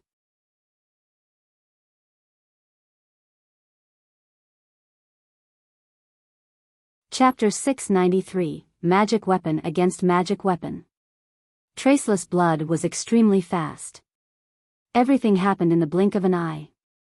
The assassin had not given Violet Cloud any opportunities to activate her skills. Traceless Blood had investigated Violet Cloud, so he knew the cleric was very strong. If he gave her even a breath of time, it was possible that his assassination attempt would fail. Hence, he had taken his time, slowly and carefully approaching Violet Cloud and using shadow steps at its maximum range. This way, by the time Violet Cloud's senses reacted, it would be too late. The dagger covered in engraved, black runes tore through the air, colliding with Violet Cloud's back. With his first strike landing successfully, Traceless Blood immediately used the most powerful skill of assassins, Absolute Strike, instead of a different skill like Backstab. Unlike Backstab, Absolute Strike did not require any specific attack motions, allowing for a faster strike. Suddenly, Traceless Blood transformed into a black light that pierced through Violet Cloud. After arriving in front of the cleric, Traceless Blood spun in midair, using his dagger's most powerful additional skill, Flowing Light, on the cleric. Flowing Light's single target damage was even higher than Absolute Strike. The skill was also much faster, the entire process ending in less than a heartbeat. You! Traceless Blood's eyes widened as he looked at his dagger in disbelief. No matter how much strength he put into his arm, his dagger could not pierce Violet Cloud's pale golden robes. It was as if her robes were made of adamantine. You are quite impressive. If I hadn't activated Absolute Space at the first sign of danger, I would have most likely been dead by now, Violet Cloud said as she looked at the dagger with black runes. Those black runes looked very familiar to her. They were very similar to the runes unique to magic weapons. If the dagger wounded her, the consequences would be unimaginable. Since his attack had failed, although Traceless Blood was shocked, he immediately turned and fled. He abandoned the idea of attacking Violet Cloud as he knew that he could no longer inflict damage on the cleric. Moreover, he did not know the duration of the cleric's Absolute Space. While she had that protection, he was no more than a living target. His only options were to run and hide. You can't escape. Violet Cloud did not dare give Traceless Blood an opportunity to escape. Absolute Space had a relatively long cooldown. If she allowed the assassin to get away, she would not be able to fend him off should he come back to attack her again. Waving her finger, she used the Tier 1 skill, Star's Guidance. Immediately, a powerful gravitational force pulled at Traceless Blood, dragging him back towards Violet Cloud. What kind of skill is this? This was the first time Traceless Blood had seen such an unconventional skill. He felt like small threads had wrapped around him, zealously pulling him towards his enemy. As a last resort, Traceless Blood used his control removal skill, removing the effects of Star's Guidance. Sacred Seal. Seeing that her attack had failed, Violet Cloud used Sacred Seal, a marking skill of clerics. Suddenly, a sacred light appeared on Traceless Blood's forehead, preventing him from entering stealth. Damn it! She knows a skill like this as well? Traceless Blood began to panic. Not being able to enter stealth was extremely disadvantageous for him. With this, he would not be able to sneak up on Violet Cloud later in the battle. Shortly after Traceless Blood began to flee, a black figure dashed towards him. Don't even think of escaping. Shadow Sword lifted Tempest's breath and used charge at the assassin. Since Traceless Blood had already used his control removal skill, he had no choice but to use Wind Steps, utilizing the 1 second of invulnerability the skill provided to block Shadow Sword's charge. Turning around, Traceless Blood then flipped his dagger into a reverse grip and plunged the weapon into Shadow Sword's abdomen. Kidney Strike. As long as the skill forced the berserker into a fainted state for 2 or 3 seconds, it would be enough for him to get away. Realizing that he could not block the incoming attack in time, Shadow Sword activated Whirlwind Slash, swinging Tempest's breath at Traceless Blood. Shadow Sword fully intended to trade hit for hit. Seeing this, Traceless Blood had no choice but to halt his attack and retreat immediately, evading Shadow Sword's Whirlwind Slash. He was merely an assassin. How could his normal attacks deal more damage than a berserker? Moreover, he wore leather armor, whereas berserkers wore plate armor. Even if his weapon were a magic weapon, a head-on clash could end with mutual destruction. Moreover, he currently occupied the rear line of the enemy's formation. There were no healers to recover his HP. However, Shadow Sword was different. He had the assistance of a healer like Violet Cloud. The berserker had no fear of a battle of attrition. Hence, when Shadow Sword attacked, there was no fear in his eyes at all. After evading Shadow Sword's attack, Traceless Blood immediately turned and fled, having no desire to continue his clash with the Berserker. His opponents included an expert cleric and an expert Berserker. He had very little confidence in defeating either one in a frontal assault, to begin with, not to mention fighting both simultaneously. However, Shadow Sword had no intentions of letting the assassin get away so easily. Immediately, he followed his failed attack with Break and Thunderclap. When the movement speed reduction effects of both skills were compounded, Traceless Blood lost any hope of escaping the Berserker. Traceless Blood had no choice but to enter a melee with Shadow Sword. Pung! When the two weapons collided, dazzling sparks scattered into the surroundings.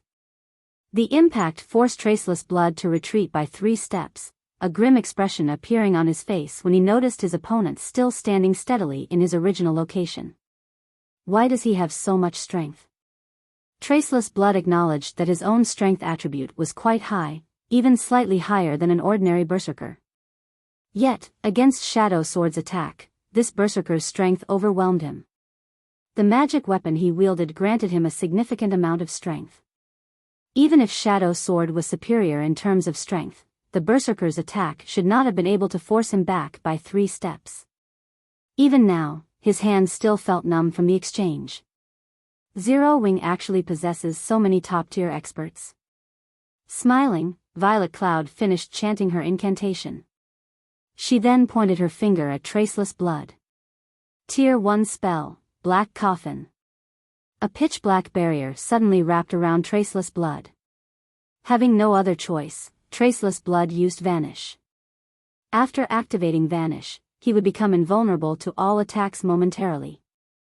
The skill would also place him in a forced invisibility state for 3 seconds, followed by a stealth state.